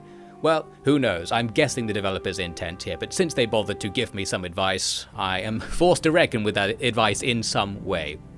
There's a vote here for whether everybody should have to change their government to be imperial. Some very high-level politics going on at the UN thing. They have a lot of power to change things, it seems. We'll just vote no, and no won, so nothing happened. That's good. Here's the quarterly report. Every few turns it tells you how you're doing, essentially. We are doing well for research and economy, and you might have seen that it gave me a score of 0 for military. I think that's because we have no military ships whatsoever. I think I have unlocked a couple, I just haven't built any because I'm focusing so much on economy. And of course that is going to be your optimal strategy in any 4x scenario where you don't get attacked, but you also don't want to attack someone else, I should add. Then having 0 military is the optimal amount. You should not try to defend because it costs money to defend and it doesn't do anything if the AI doesn't care. So against players, for example, they can see that you have no units and they might just kill you because you have no units, so making units is a way to avoid dying even if you never use the units. But against the AI, is it bothering to check how easy it would be to kill me? Well, maybe. Check this out. Looks like the neighboring faction, the yellow guys, are asking me to give them some cash, so I'm being threatened implicitly here. So this is quite interesting. I'm just going to be like, yeah, you can have 200 quid because we're pretty rich, we can give them 200 quid if it means not fighting them. A nice thing about the diplomacy screen is you can see every unit the faction has, another sort of cheeky, cheating feel. Just like with the scores at the bottom, you can open up the screen, look at all of their units and be like, well, that's their navy, because it's there for you to buy. And now that we know what their navy is, we can know how much of a threat they are to us. Right now, because we have nothing, then anybody who has anything is a threat, so we gave up the cash. Interesting though, are they threatening me because they know I have to pay? Well, we don't know how the AI is working behind the scenes, and it may even be that it changes based on how intelligent you picked the AI to be at the beginning. It's one of these cases where, in the OFID grand theory of difficulty, we have to assume that it doesn't work like that, for the simple reason that it didn't say that it did, and if it did work like that, it would almost certainly tell you, because that's a great thing to show off. So when the difficulty level doesn't say what it does, that means it does something terrible. That's the OFID creed when it comes to difficulty. The developers want you to think their game is good, but they maybe don't want to lie about it. So if they just don't say anything, it probably isn't good. That's the theory anyway. It's always amusing each time I come back to do some more commentary on these videos, and I listen to the last 30 seconds of what I said at the end of the last part I recorded, and I'm just like, what am I talking about? Who cares? We just move on. That's the way these videos are made. If I disagree with myself from yesterday, whatever. Well, here we are, sometime in the future. I'm setting up here for a war with yellow. That's what I was paranoid about happening, so I've put a military starbase on our border. I'm preparing ships nearby. I figured, because I'm so obviously being hostile to yellow in a sort of passive way, I'm trying to steal their territory, they'll surely do something about this at some point, so I'm gearing up for war. Well, that's actually not how it's going to go. I was also wondering if I'd end up at war with the other purple faction for a similar reason. Here's me actually being quite friendly with them. I'm able to set up the economic treaty. What does that do? Well, who knows, but in some way we've become closer to the other purple faction, the guys with the same logo and colour as me.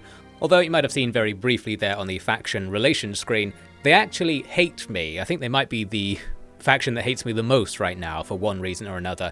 You can actually look up somewhere, I later discovered, why a faction doesn't like you, but I can't remember how useful that is because I didn't use it very much. I discovered it right at the end of the game, I think. What I'm trying to do here is work out what economic treaty does. I've discovered this thing, it says economic treaties in my income, so we're making some money off the purple faction. Why? I don't know. What I was wondering was, do I lose anything? Like, are we trading something or do we both get something? Is it just being generated out of nothing? And I think the latter is the case. But it's one of these things where throwing a tooltip somewhere would be fine, because it's probably something really simple. It's just the fact that it doesn't say it anywhere that causes any confusion. It might be in the manual or something. It's one of those old games.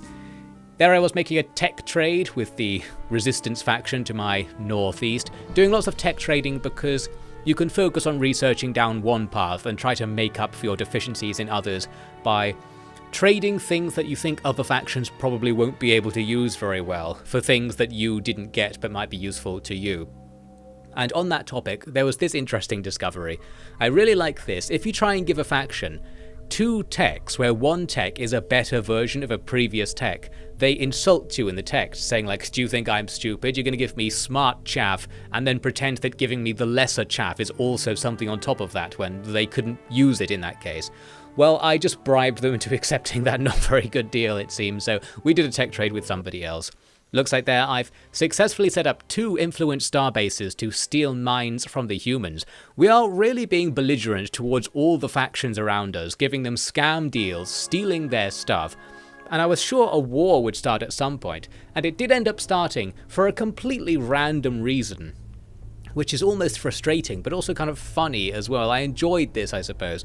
The faction to my north declared war on us out of the blue because of that thing that flashed up for a second earlier. There was a story event, a randomly generated story event, I suppose, where one of our diplomats insulted them.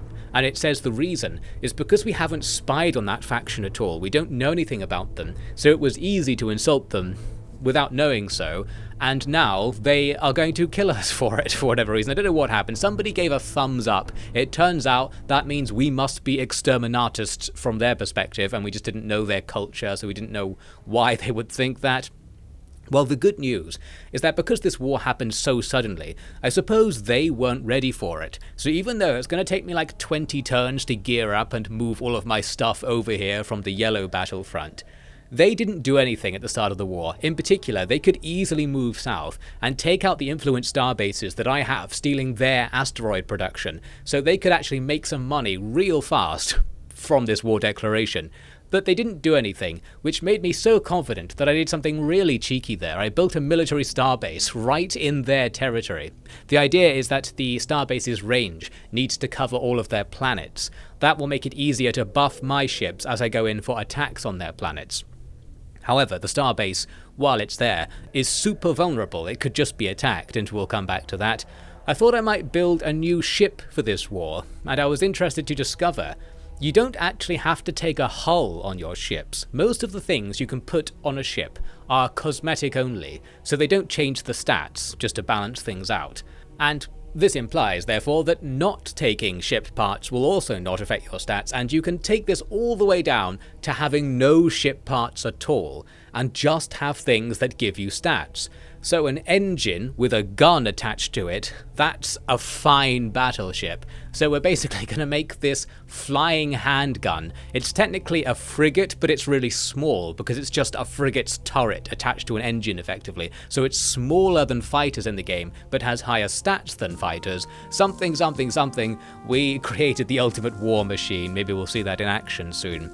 But also, to bolster our military, we talk to the Altarian resistance who are to the east of our new enemy, right next to them, and I can start buying ships off them. This will give me stuff on the front line immediately. I can spend money to instantly buy my own ships as well, but they're going to be far away, and it's one thing per planet per turn. It's a bit clunky. It's also more strategic to buy a fleet from another player, because then that player loses the fleet. I'm making my relative military strength go up more if I not only gain ships, but somebody else loses ships. So I liked doing this, and they're willing to sell me some stuff. We end up making this massive deal. I included a whole bunch of tech trades as well while I was there. And one of them was a tech called Good and Evil, which it turns out lets you more focus on this good-evil spectrum thing that I mentioned before. So far, we've tended towards being neutral when given the option, but if you have this tech, you can explicitly try to be a certain ideology. And you might note each ideology comes with a certain set of buffs, but it also comes with a cost, and the costs aren't the same. So this implies, from a balancing perspective, that being evil is the best choice because it costs loads to be evil, whereas neutral doesn't cost anything. Although that does mean that you can basically get the free bonuses from being neutral, which are useful things. If you just grab this tech early on and get them for free, that would all be good. But yes, I think going evil gives you more advantages when it comes to war stuff and stealing territory from people. So obviously that's going to be overpowered in a 4X game where stealing things really has no disadvantage. You might as well steal them. That's the game, in fact. Well, we're going to go with neutral here because I didn't want to spend any money on this effectively, and neutral was fine by me. I suppose this follows on from what I mentioned earlier, where that evil choice in a story event was the far superior one. In 4X games, kids, being evil is always a good idea, because generally the 4X meta is going to be kill people and steal their number so that you win. But in real life, kids, the amount of number is actually higher if you work together. Your shared number can be higher. Let's say we worked with the Iconian Refuge on trying to gain the Ascension victory, for example. If we simply shared our Ascension crystals, we would both get it faster.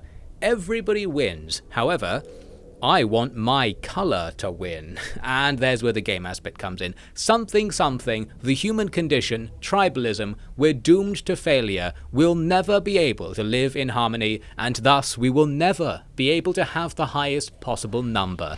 And the algorithm doesn't like it when the numbers aren't high enough.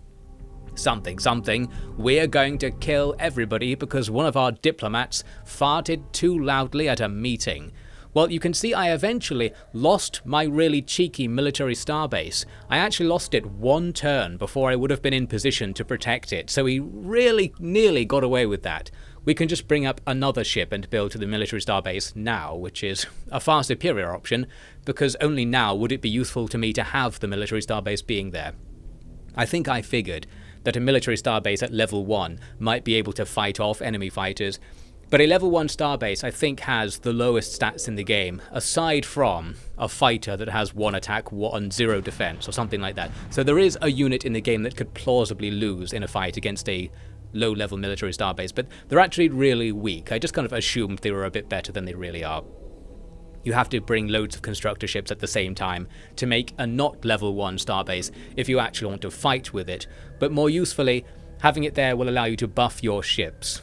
And that's a much bigger deal in terms of making the numbers go up, our overall goal, because you get +1 attack in each element, each category per ship. So +3 attack per ship basically, so if I'm going in there with 12 ships, my overall fleet is gaining tons of attack stat. Therefore, it's much more important to do that than focus on giving the starbase itself attack stat, because it's probably not going to fight. If you know what I mean. Essentially, I was doing it wrong, but I nearly got away with it anyway. That's a shame. Doesn't matter though, because obviously I just have more planets than this other faction. So the longer the war goes on, the easier it gets for me. I can outproduce them. I can spam starbases in their territory as much as I like, realistically. I'm even starting to spy on them using this espionage spending thing, as you can see here. Well, we're going to win. It's almost inevitable. Let's look at a few details of how it happened. Here was the decisive initial engagement. I didn't know how this was going to go. We're going to absolutely obliterate them, and I could have actually known that beforehand. You can fully select enemy units and see all of their stats, and the stats are simple enough that it's very easy to compare your ships to theirs and guess if you have an advantage. What I'd done though is the old classic off-ED method of I'll just throw what I have in there and see what happens. Well, looks like it paid off this time, because we're absolutely annihilating them. What I wonder is, in this render of the battle, is there any RNG to it? Like, is there just a chance the enemy ships won't be able to aim at you, or they'll miss if they try to attack, or something like that? I'm not sure how deterministic the battles really are. Well, anyway, looks like we obliterated them. We lost 1 fighter and took out their fleet there. Essentially, it's going to continue that way.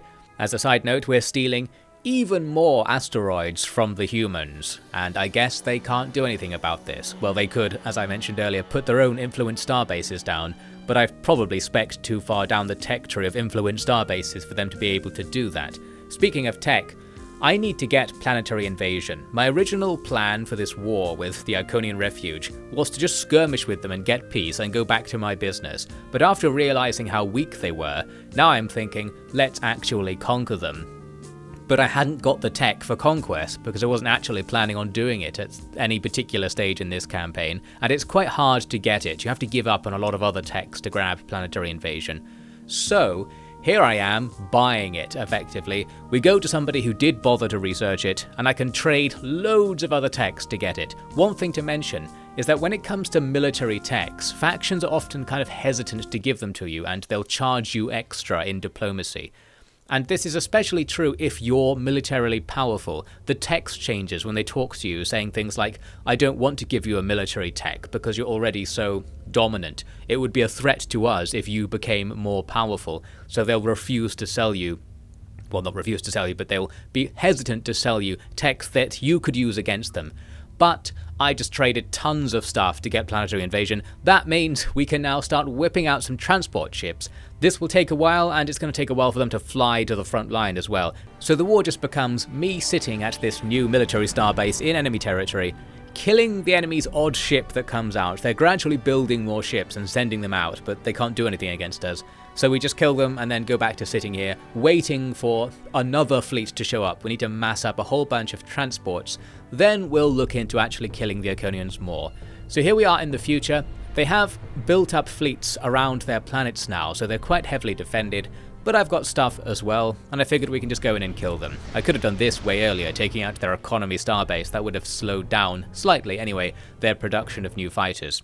So now we'll go in. The main thing, again, is going to be logistics. We would be way stronger than the enemy if there wasn't this logistics limit, because we're not allowed to use all of our fleet at the same time. We are forced to take fair, quote-unquote, fights with the enemy, which helps them out, but we still destroy them probably because our numbers are higher. So here I am, attacking that nearby planet. We can pop some information warfare to make the enemies defect a bit and make the number imbalance more in our favour.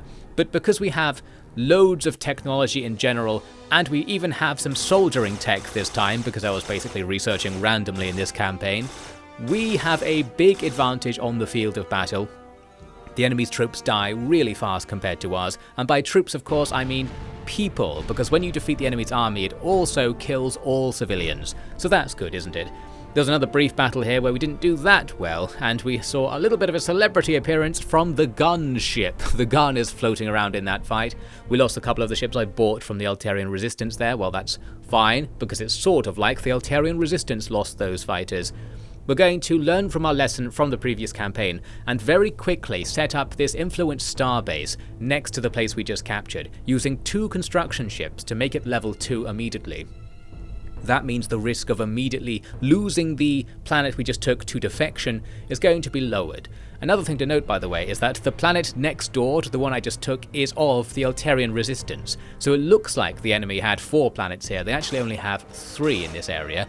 Here I am attacking the middle one, which is their capital and homeworld, I believe. Well, we just plow on in with all of our stuff and things go fine, essentially. We've taken losses, but we've also taken 2 planets, so the enemy are utterly screwed. Now we're even more going to win in the long run.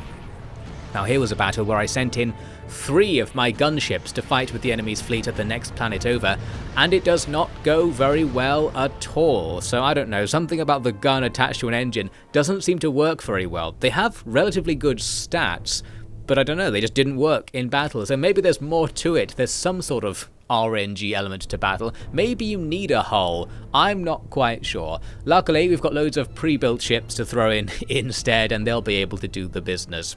Now, amid the chaos, I'm cheekily colonizing a planet in this area. There was an uncolonized planet in the Iconian's space because it had some requirement like heavy gravity research, which I happened to have.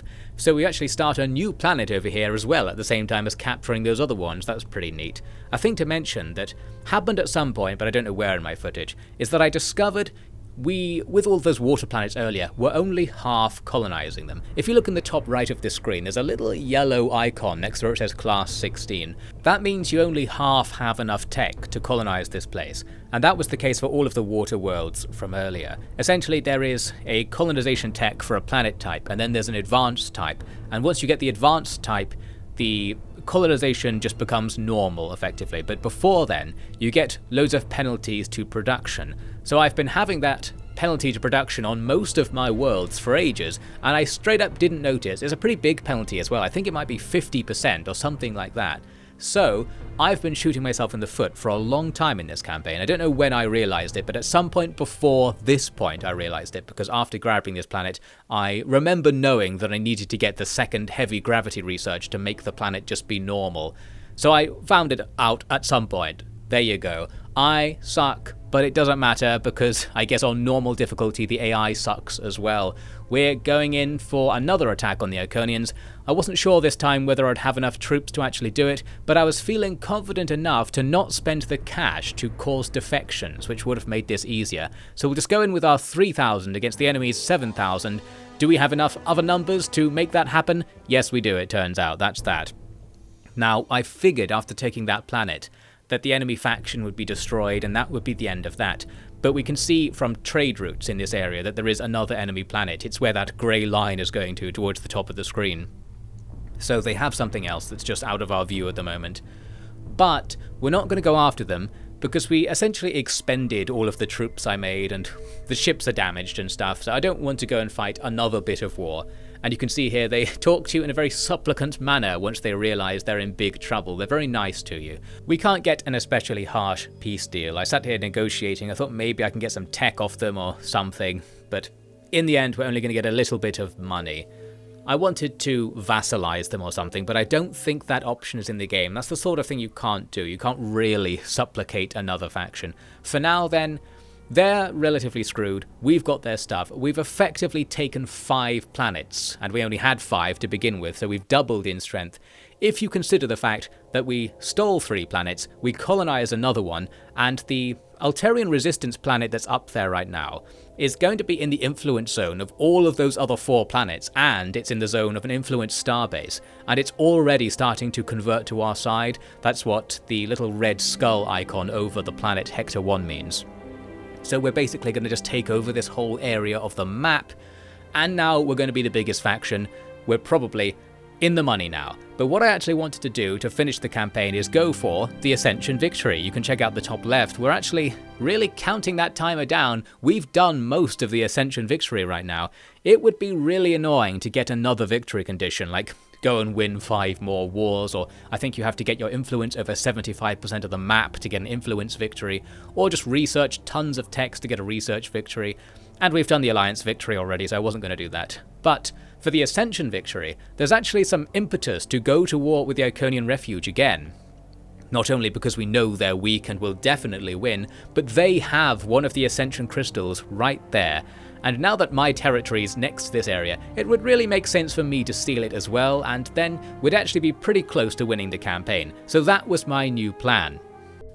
We actually declared war on them pretty fast, but in the meantime I had become a democracy at some point, so we actually have to vote for whether we should declare war on them. I think this might be based on your general approval level to some extent.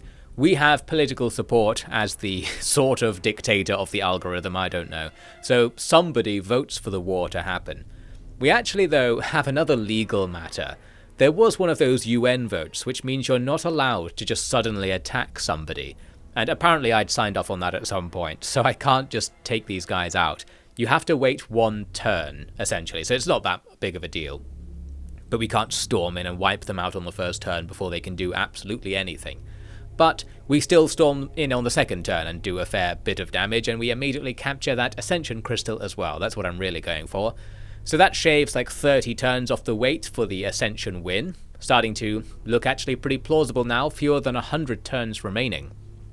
The thing is, after this, the war kind of bogs down because I don't have any transport ships to take their planet, and by the time I've started to make some and bring them over, the enemy had a few ships of their own, and they actually started taking me out a little bit. I think my ships, well, obviously they do suck because I'm barely paying attention to what they are, but just throwing them into battle wasn't going very well, or at least it was going much worse than it was earlier. So maybe the enemy have some tech. They could have been buying tech in the background or receiving gifts from other factions who felt sorry for them. The factions do gift each other things, and they gift you things sometimes as well. So for some reason, this single planet couldn't be taken down. However, as you can see here, we've actually gone back in time to before that whole thing happened. This could be a save scum strategy, but I generally try to avoid that sort of thing just for drama. In this case, it was a sort of undeliberate save scum caused by something weird. I don't have footage of it because of what it was. Essentially, in the save load menu of the game, if you double click on one of your saves, it loads it. And I thought it would save it, or maybe I double clicked on it by accident, I don't know. Essentially, when I tried to save at some point, I ended up loading a previous save, which sent me back in time, and because of that, well, I got annoyed, but then I realised we can do this war a bit differently. So essentially the difference is I started it a bit later in the timeline with more stuff massed up, including transport ships, so that we can just end this in 1 turn. We'll just plow on in. But as you might have seen there, during the wait for that to happen, this planet was about to defect to us anyway due to influence. So we don't even need to genocide them, they were going to join our side. Whoops, we genocided them. Never mind, it's all fine. The point is, the Iconian refuge is dead, so I guess that means they can't complain, and everything's fine. But anyway, the point I wanted to make was that I don't like save load menus. Don't put them so dangerously close together and with double click rules as well, because I feel like it's not the first time I've lost progress in a game due to accidentally loading the save that I was trying to overwrite in a menu. Something.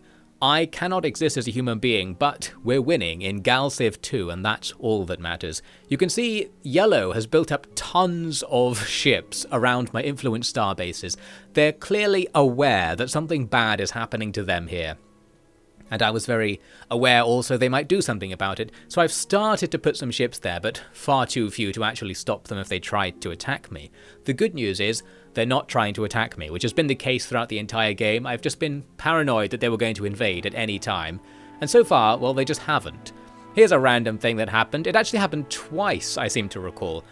This glitch where it kind of behaves like your mouse is stuck to the edge of the screen, so I'm constantly scrolling to the left. I was mashing keys on the keyboard, which is why stuff is coming up on the screen there. I'm secretly controlling my ships with the keyboard shortcuts that are sort of off somewhere else. I tried to get out of this by saving the game and loading it, being very careful. There's the save load menu I was talking about earlier, so we did get to see it for a second, but anyway. That did not solve the issue, but restarting the game entirely did. So we got out of that eventually, and yes, it happened again at some point, so a not completely out of the blue bug.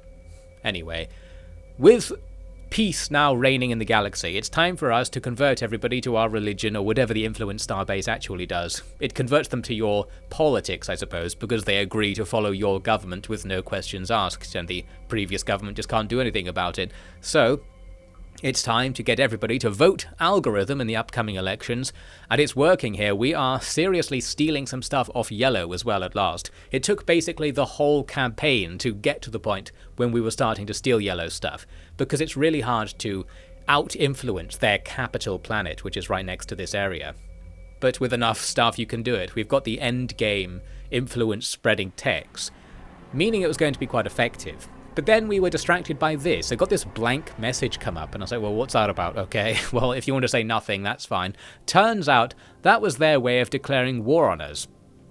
This is a faction to our south that we haven't spoken to or done anything to at all. And I was like, of all the people to declare war on me, these guys shouldn't do it. I was leaving them alone. So I don't actually know if that was a glitch because the message was empty, or is that just like a thing where they're trying to be cool by sending you a blank message to initiate the war. Who knows? This turned out to be an issue because they had ships just randomly all over the place, and most of your starbases will just die in one hit to enemy attacks, as mentioned earlier, so we lose starbases to this war. The good news is that their technology is far behind ours, so if we do engage them we can just win. They do actually have frigate technology, which is what our weird flying guns use, but not very well. So they can have some good ships, but we just have really good fighters because our weapons and shields are quite good. But yes, this is the real problem. We lost one of our Ascension starbases. Here's me losing a economy starbase, I think it was. Something. We're losing all of our undefended bits and bobs around the place. It's very hard to defend a starbase because there's no sort of zone of control or interdiction ability that I've noticed anyway. So for example here, I'm fighting this fleet on the left, but the enemy's fleet on the right is going to screw me over. That group of 3 ships, you can see from the line, is intending to take out my influence starbase, and the only way to stop them is to have so much stuff be in the way that they can't get there. Like, if any ship gets through your lines and makes one attack against the influence starbase, you're doomed. You can upgrade a starbase to have a bit of combat potential, but I generally had not done that. So I think anything will be able to take them out, and even with those upgrades, anything that's not terrible will be able to take them out. My attempted solution to this was to go to Yellow and be like, do you want to sell me your whole fleet? And they say yes. So we now actually have another fleet suddenly in the area. However, you can't move them on the first turn you bought them. If you could do that, this would be really cheeky. We'd swoop in and save the influence starbase. Instead, we have to wait, and the starbase is lost, thus diminishing my plan to steal Yellow stuff, although I have actually stolen one of their planets already, you might have noted there, so it is going very well. This war also gave me the opportunity to take this planet over here. This was a random Korath clan planet in the middle of yellow space that's just here, so I thought, well, let's take it out. Not necessarily because we need it, I don't even want it really.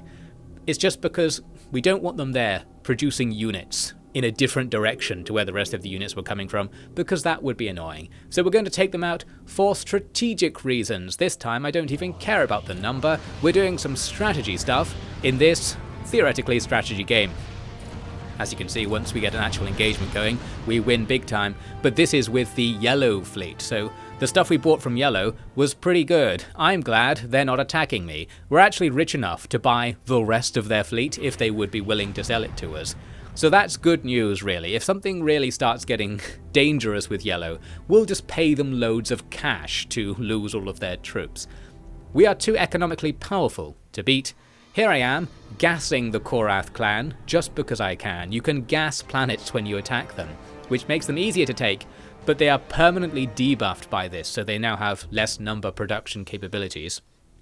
As mentioned, that doesn't matter in this case, because we just want them to not attack us from here. So we gassed them all, everybody's dead, it's all going well. I really like the way this game has a completely jovial and neutral attitude towards massive war crimes and genocide. It's just as a matter of course you will commit genocide. Nobody says anything, all the other factions expect you to do it. It's just how it is in this world. Everyone kills each other mercilessly, often for no reason, like you just don't have the option to surrender or give your citizens to somebody else. I don't think I've seen a game with such a nonchalantly ruthless vibe as this. Well, as you can see, I went and destroyed a bunch of the Korath clan's stuff in space, basically doing to them what they were doing to me, and eventually we got a peace treaty, I got some cash, and that was the end of that. I wasn't interested in actually pursuing the war, even though we would win and steal all of their stuff, because it doesn't matter. A bit later, it's now 0 weeks until we win, so there's a final look at the state of play. Extra confusing because some of the planets actually belong to the other purple faction with the same logo as me. But yes, we dominated. The yellow faction, you might note, is kind of just gone. We ended up culturally influencing them out of existence, so they became part of the algorithm. They are just viewers to us now. And also at the top, the Altarian resistance was basically absorbed into the algorithm as well, but they still have a bit in the corner. And in the other directions, well, I don't even know what's going on in the other directions. I didn't really look in those directions while playing, and they didn't come over here to kill me, so that's fine. We win. I mean, they should have come over to kill us, because we were obviously going for the Ascension victory. I think all players will be told if somebody is going for the Ascension victory. So, it's one of these things, I mentioned this in my old world video, where you need the AI to team up against the player if the player is obviously going to win. And I mention that because in Old World, you can set it up so that it does do that to make it harder. But I suppose that's more of a modern development because it takes some programming and such. Well, we win because we got the number. It was a very inevitable victory that we've been progressing towards for the whole campaign, and they just didn't stop us, so that's that. The victory itself in the lore is that we just became beings made of light and just quit. We're just done with reality and stuff, so I guess that means we win to some extent, but I think the actual contest of Galactic Civilizations would probably just go on without us there. The algorithm stuff just disappeared, and the rest were left to fight on their own. Well, you can see on the graphs here that things were going pretty well for research about halfway through the game. I can't remember what that was. It must have been me capturing a couple of planets. We went from being in the middle of the pack to winning towards the middle of the game. And from there, our victory became inevitable. We also did well for manufacturing earlier on than that. This is probably because of me stealing asteroids from other players with those starbases. That influences your manufacturing, so we were producing more ships than everybody else for the whole campaign, essentially. And in terms of influence, we didn't have that much territory for most of the game, but then at the end it shot up loads because we captured like an entire other player's worth of stuff and doubled our influence. Good stuff. We obliterated them in the end. It felt like we shouldn't have won so easily. Like I was constantly waiting for any of the 3 factions to my west to attack me, and I was ignoring the rest, but we ended up fighting to the north and south, and well, it worked out for us, but I felt like somebody should have stopped us. Yellow especially should have stepped in, especially early on in the campaign, and just done something about us. They probably could have killed us real easily, but then again, the AI doesn't necessarily know what you have in the same way that you don't know what they have most of the time. So you can sit here saying I was so weak the AI should have killed me. you don't know how the AI was programmed to see you. They might be intimidated by you just because you're rich or something and not realize you don't have any ships, that sort of thing. And of course that was on normal difficulty, so in terms of game design, you don't want the AI to be ruthless to regular players. You want to win, because winning is part of the fun in these games. You make the number go up until you win. Probably you want the average player to find the game relatively easy, but just not really know what's going to happen and feel like they've achieved something against a mysterious challenge. And I feel like that's what happened to me in this second campaign. Now ordinarily, I would just end the video here. We've played 2 campaigns, I think we've got the idea. However, because I liked the game, I had been thinking of a challenge mode that I wanted to try, so that led me to do a 3rd campaign, and we'll look at that for the rest of this video. So, well, you're free to leave if you don't want to see another campaign in Galactic Civilizations 2. You've already given me a view. Both me and the algorithm have no use for you, pitiful viewer. However, actually, if you do want to increase my watch time stat, and perhaps as a secondary effect, if you do want to see somebody talking about Galactic Civilizations 2 some more with a challenge campaign, well, here's some more video coming next. We're heading into another large, random map, 9 opponents, this time moving up the difficulty chain to challenging, whatever that does. And the challenge I'm going to add for myself is that I wanted to see, can we get away with never producing anything? So this is the challenge run. You can't build things, but you can buy things, that's the caveat. So in the game you can build units for free or you can buy them for money. So we're going to do a no building things challenge here, where we're going to focus entirely on an economic build, and that's what I was setting up my faction to be like earlier. We specialize now in economy and trading. So what we want to do is get some trade routes going as soon as possible, get some money, and with that money we'll be able to buy units. But having the planets focus on generating money is going to restrict our ability to research. And this turned out to be not that necessary, in that having planets based around making money isn't that useful, actually. We'll talk about that more later. Basically, in the process of doing this economy challenge, I worked out way better strategies to do the economy challenge, so I started thinking I should do it again or something, but we'll look at those lessons being learned. Very early on, I got a new planet that's near our starting location, which is handily in the corner as well. That's going to be useful for later. That planet is sort of near the humans, and we're going to have to sort of deal with the humans essentially because they're pinning us into this corner. And if I want to set up a trade empire across the map, tons of my trade routes will just be in their territory. So we'll see how that goes. To start off, we're going to trade with them. This won't be a very effective trade route. The trade route gives you more money based on how far away it goes, that old chestnut. So we don't want to trade with the people right next to us. We actually want to discover the other side of the map and trade with them. But that range thing I mentioned earlier in the video will be a limit. We can only fly so far away from our planets, so we need to spam random star bases across the map to have us technically have enough range to get something from one corner of the map to the other, and that will be the best trade route to go for. So that's the plan anyway. My frontline planet was challenged very early on because the humans were able to colonize the planet right next to it, which wasn't colonizable to me, so maybe they have some tech or something. Meaning that Gizya Money there is now going to be in the influence zone of a few human planets, and it's going to be at risk of defecting. It's not so close to their capital that it's going to be a big risk, but I need to keep in mind that I'll probably have to slap down influence starbases to hold on to it at some point. I wasn't focusing on that at first, I was really just thinking, let's get these trade routes going as soon as possible. We also need to unlock more building slots, I thought, on my planet. My planetary strategy was to make loads of farms and make loads of market centers. Farms give you people, market centers give you more tax income per person, effectively. But as hinted at earlier, tax income isn't that important. You can sort of play the game with your tax levels on 0 and it's mostly fine. We'll look into the actual numbers later. What I wanted to do is get freighters out as soon as possible to get trading, and to do it faster, we have the option in the game to buy things on credit, which I hadn't used before. So we can pay extra, well, pay less actually up front, and then pay extra over a long period of time, so that we have the trade route going. That means we might make a profit, so rather than waiting to get the trade route later and losing the opportunity cost of doing that, we get the trade route sooner, but it costs us more in the long run. But then, because we're also making money during that said long run, we might make money overall. It's your boy Offie D, the ultimate economic guru. He has the best way of explaining it. But it turns out the interest you pay on the credit for buying ships is huge. I even only got the middling package, and it's something like 80% more expensive overall. It's totally not worth it. So I did it one time, learned the hard way it wasn't worth it, and that was the end of my time buying things on credit. Now here was an idea I had. I thought, you know what? What if we just don't spend any money? This is an interesting option you have in this game. You can just disable across the board everything your faction does by just taking the government budget and putting it to 0. So you can tax your people and just not do anything with the tax to build up cash in the treasury. So this means, though, we're not doing any research and we're not building anything. Everything is state-owned, the classic central planning economy game thing, but let's not rant about that in this video.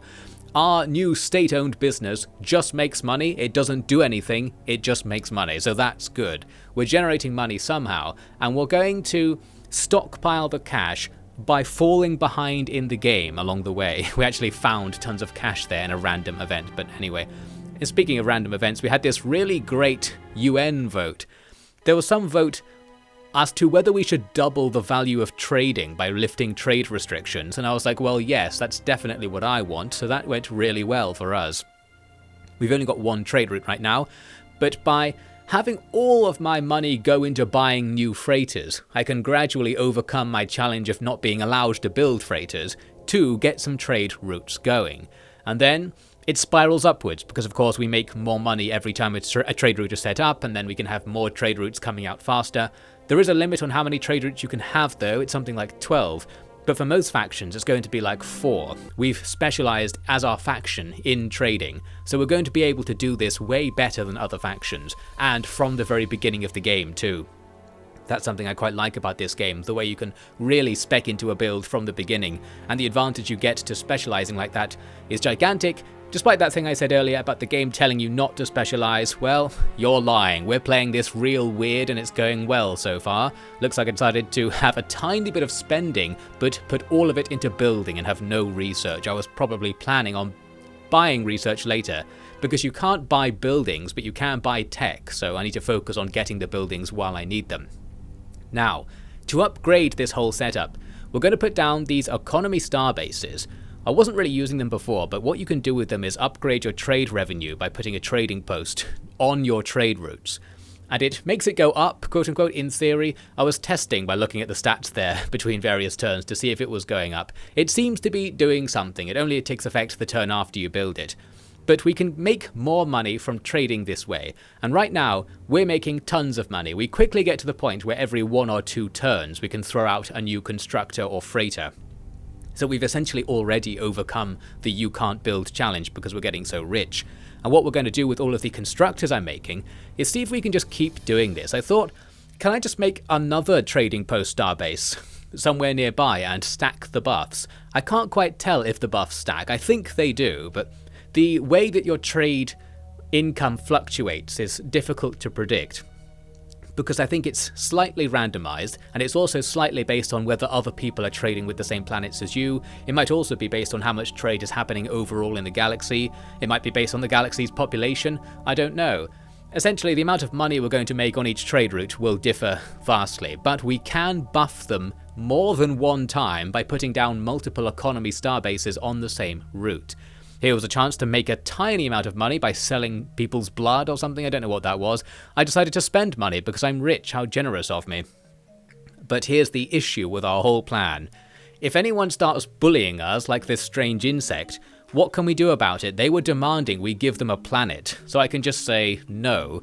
And obviously our faction relations were probably ruined by this deal, but whatever.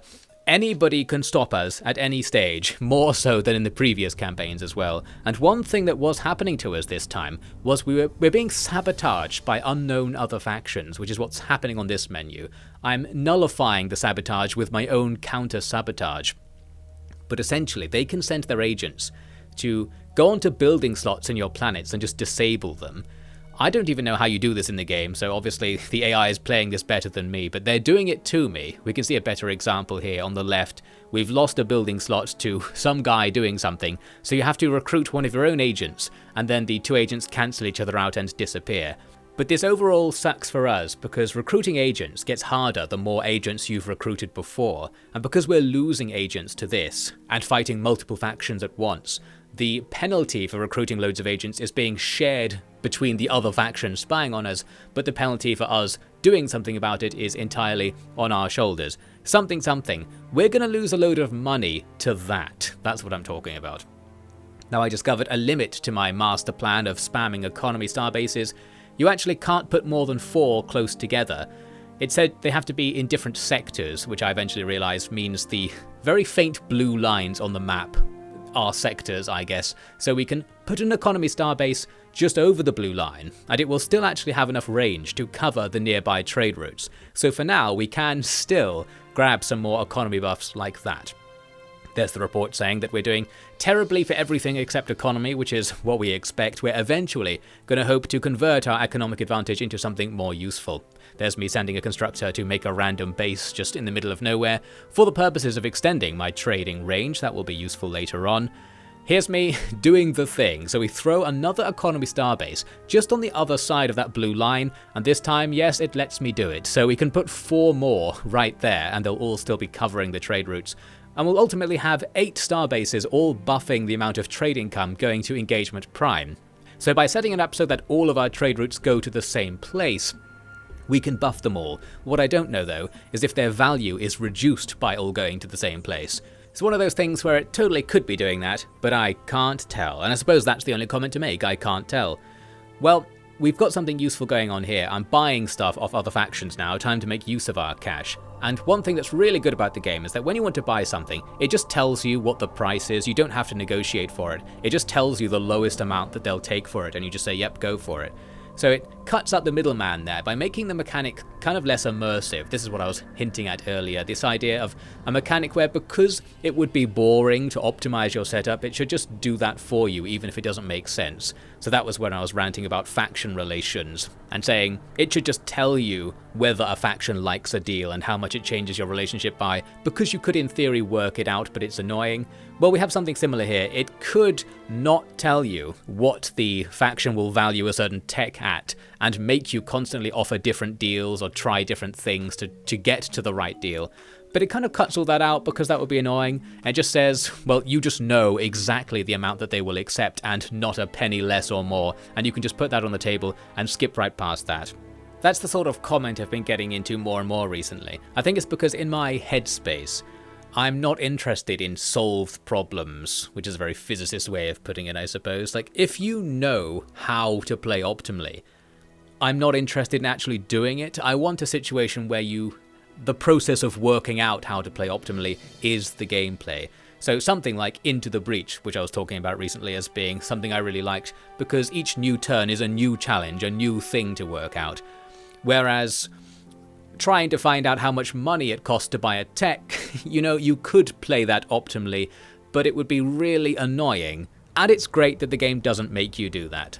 Even though you could say it's less immersive, it's a missed opportunity for like a negotiation mechanic and some roleplay and stuff, for something deeper to happen, and for the illusion of something deeper to be happening by not just telling you information that technically you shouldn't know. Something. I like it how it is. That's what I'm saying. You can see while I was ranting, I've set up more starbases to secure myself a little bit from the human influence, and I was just buying a fleet off somebody else. Buying fleets is a bit different to buying regular ships because it doesn't tell you what they are. So that's perhaps another example of something that could be improved, because you can go across the map, find the fleet with the name of the thing you saw in the list, and see what it is. So the information is available to you, it's just not available at the point when you need it, the what am I buying screen. So that's an example of something where it's like playing optimally would be too annoying, so I'm just not going to do it. I'd like it if it just skipped over and told you all the information because it's there in the game somehow. This implies the game doesn't want you to not know, it's just being annoying about it. Anyway, so obviously I was buying ships because I felt a little threatened by something. There's war going on our border, as we just saw. we're going to have a few other faction ships hanging around just in case, effectively. We're obviously not going to plan to attack anybody, so we'll just see if anybody attacks me. We can spec into diplomacy to do something about that. And I'm very heavily spamming that influence starbase line at the front there. I'm probably trying to steal Blue's planet, but we can't get anywhere close because it's too close to their other planets that I guess produce more influence than your influence starbases. It just wasn't going anywhere.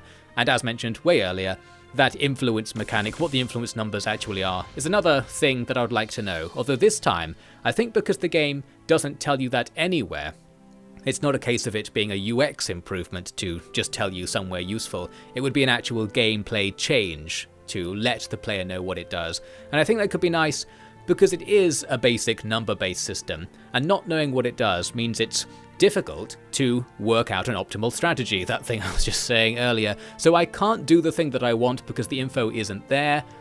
The exact sort of comment I'm usually making, but this time it's a slightly different class of that comment. I hope you're all following along for your off-ED commentary PhD. You need to know why I make every single comment about every single thing in a game, what I would prefer, and be able to predict what I would prefer from a given mechanic based on my principles of being insane. Well, I hope we're all having a good time. At least the campaign's going pretty well. We're spending big money to get some techs from some guy.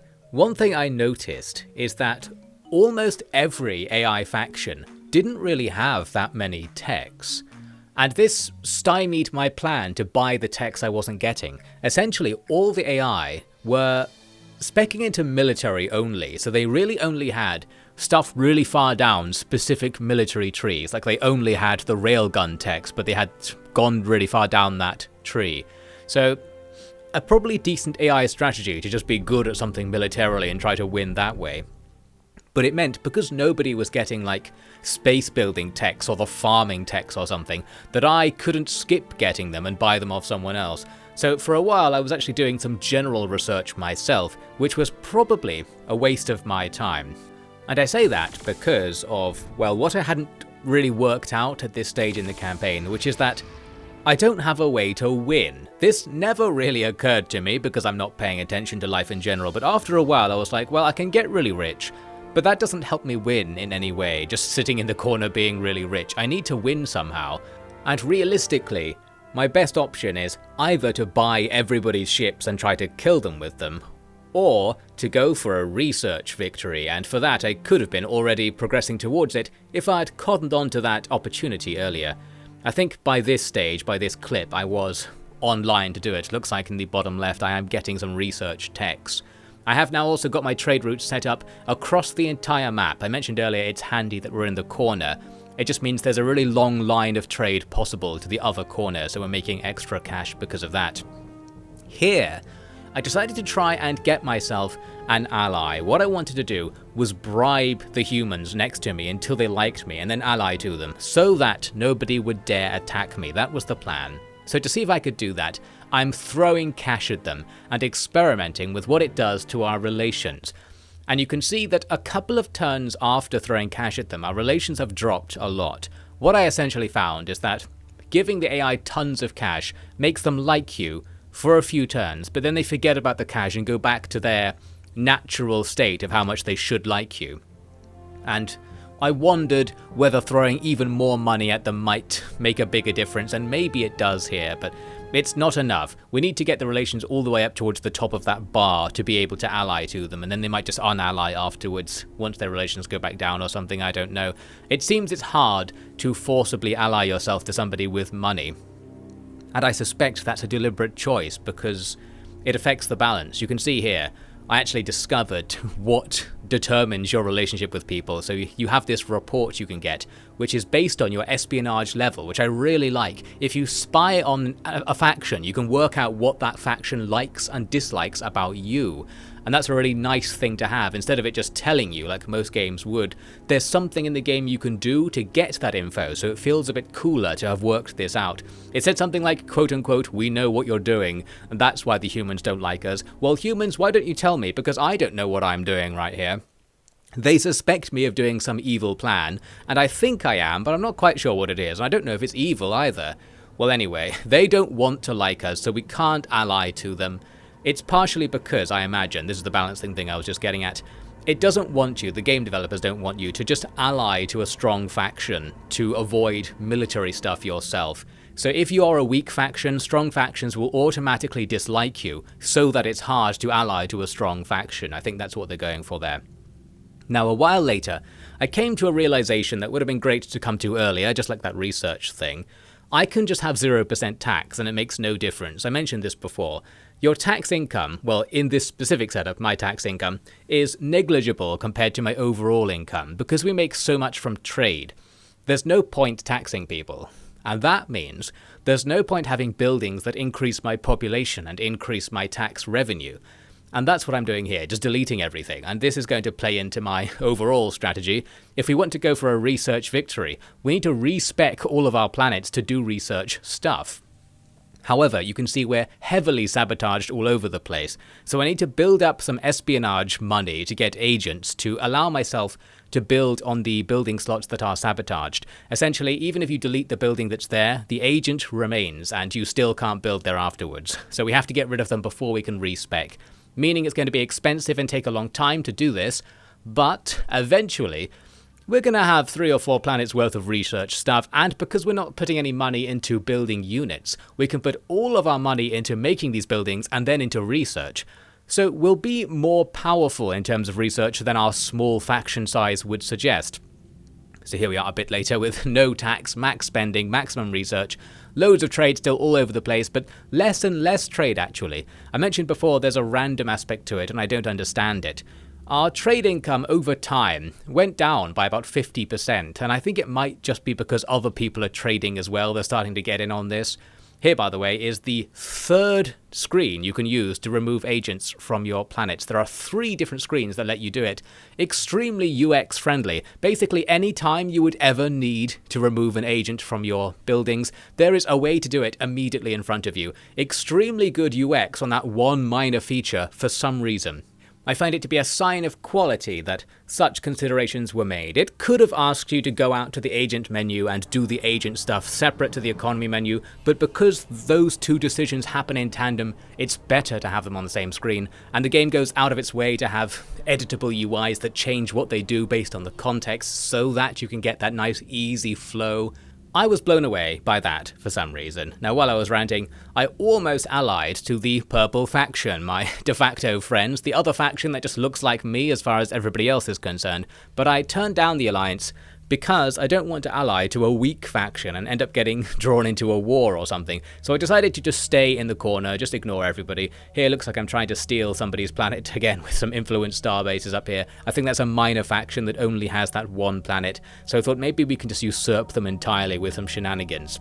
In the bottom left, you can see we're researching Galactic Understanding, so we're really going towards the tech victory now. There are loads of relatively useless techs you have to get to go for a research victory, and they take a long time to get as well. So we're essentially out of the game. We're not researching anything military or anything economic. We're just not going to make any progress. We're going to sit here researching research techs until eventually we'll win the campaign if we can just not die for long enough. So that's all the plan is now. Obviously this whole campaign is just a scheme for me to not have to play the game as usual, just sit back and end turn until we win. But there was this strange interruption.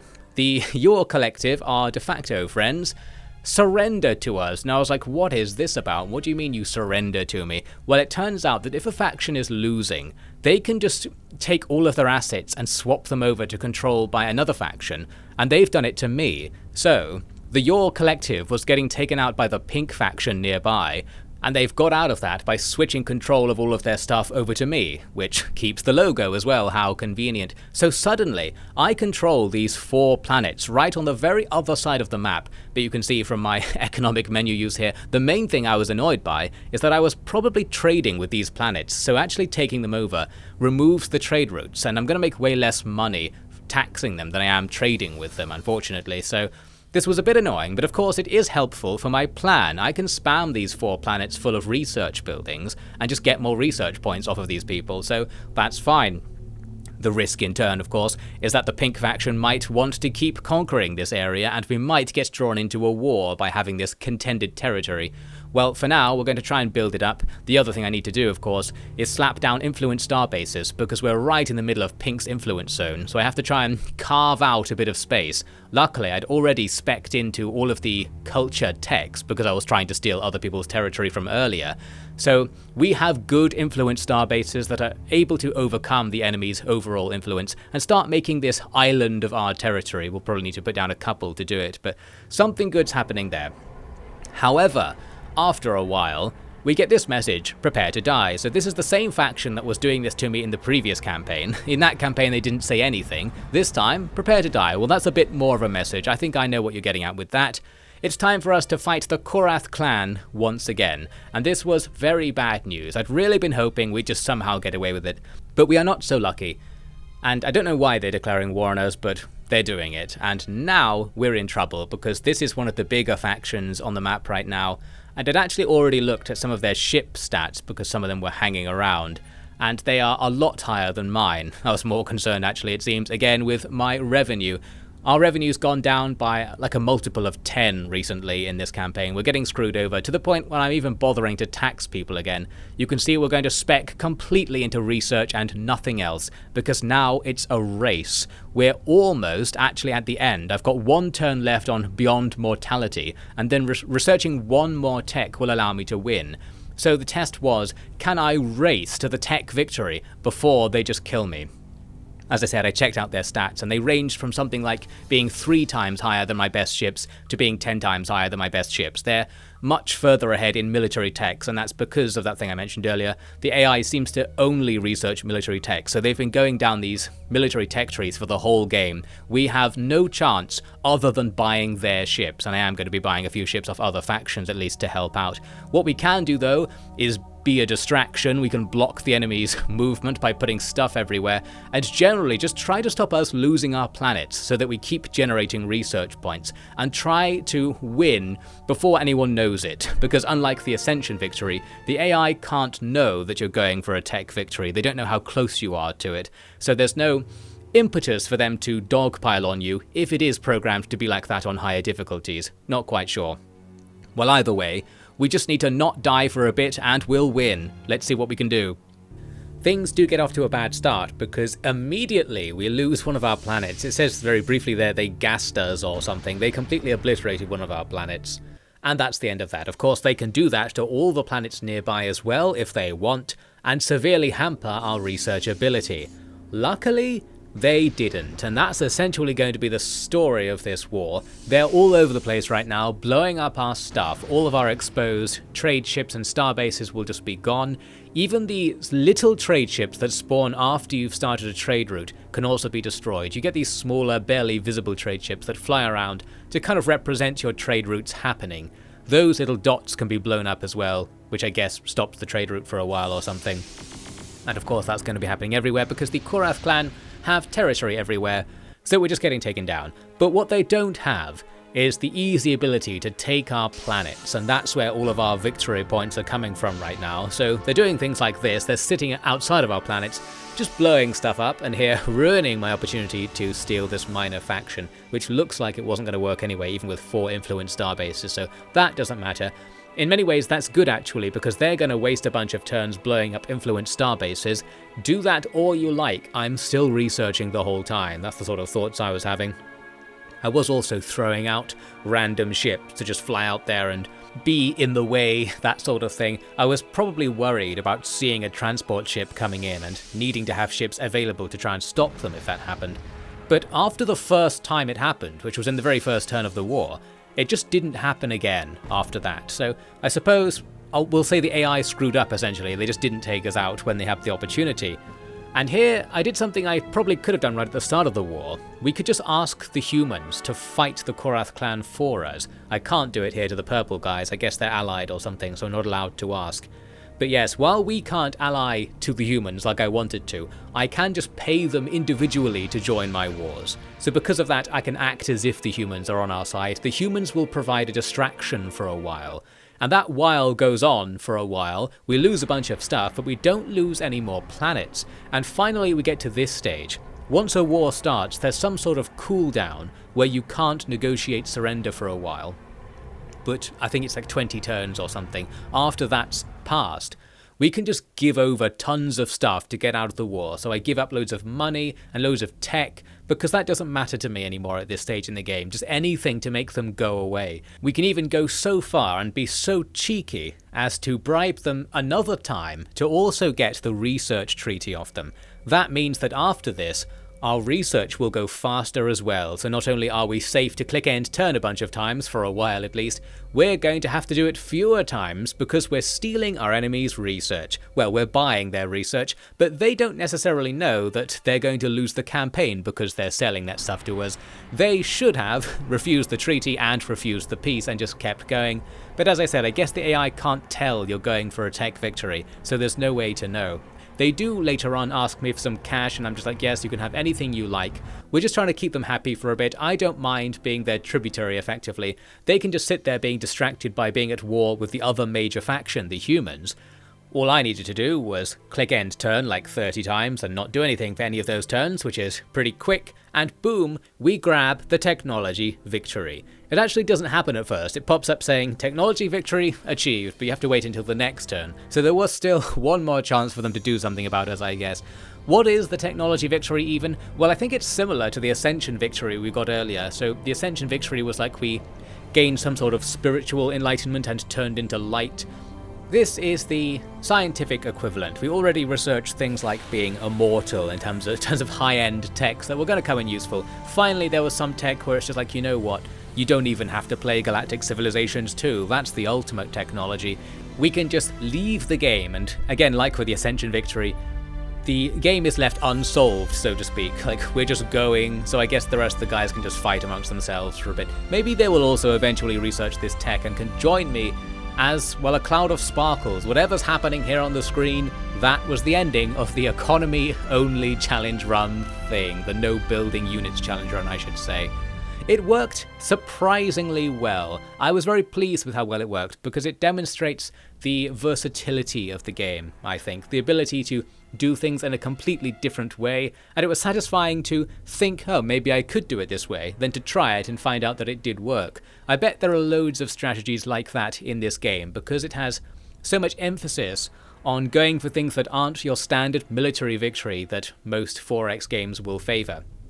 Although that said, as we experience in this campaign, the AI is basically going for that. So to some extent, if you don't want to take part in the military stuff, you're going to have to pull some real shenanigans, like we did in this campaign, because almost every other faction is probably gearing up entirely down the military tech tree, and they'll intend to use it on you at some point. For all my economy boosting measures, we weren't even that far ahead. In fact, we're not even first for the average income per month here in the final scores. And that might partially be because of the ideas that came to me along the way of the campaign, where we could have just sorted out our research stuff at the beginning and not done population growth strategies, so that we got tech faster, we got our trade set up faster, that sort of thing. There were better ways to do this challenge. We won anyway. So I remember thinking, I want to try this again, turn the difficulty up one more time, and do it again with a sort of optimized no building strategy set up. Well, I didn't do that for the sake of playing something else for the sake of this channel, but it's good that I got to the end of my third campaign ready for a fourth campaign. That's something that's pretty rare for me, playing a game like this. Like, you play it for ages and then you think, I'm just going to start it again. So whatever Galactic Civilizations 2 was doing, it was doing it right as far as I'm concerned. I was initially worried that the jank and the oldness would put me off, but while it was annoying to deal with like the small UI elements and things just taking too many clicks sometimes, old stuff like that, it was ultimately very compelling. And I think it's the mix of having loads of different 4X mechanics that are all kind of simple and easy to use, and they're all really viable to use as well. There's lots of different viable approaches, and I like the freedom you get not only in selecting your strategy, but in where to build things and how to build things with the ship designer. you can make your game your own to some extent. You have freedom to do more stuff than you usually would in a Civilization-like 4X kind of game that this is vaguely related to in some way. What I'm actually going to be doing is having a written Galactic 2 Civilizations review, so if you thought, well, that sounded like a review where he just made it up on the spot and didn't really know what he was talking about, yes, it was, but I'm going to have a slightly less made up on the spot review of Galactic Civilizations 2 coming pretty soon, so we'll use some of the experiences of this commentary to make it and such.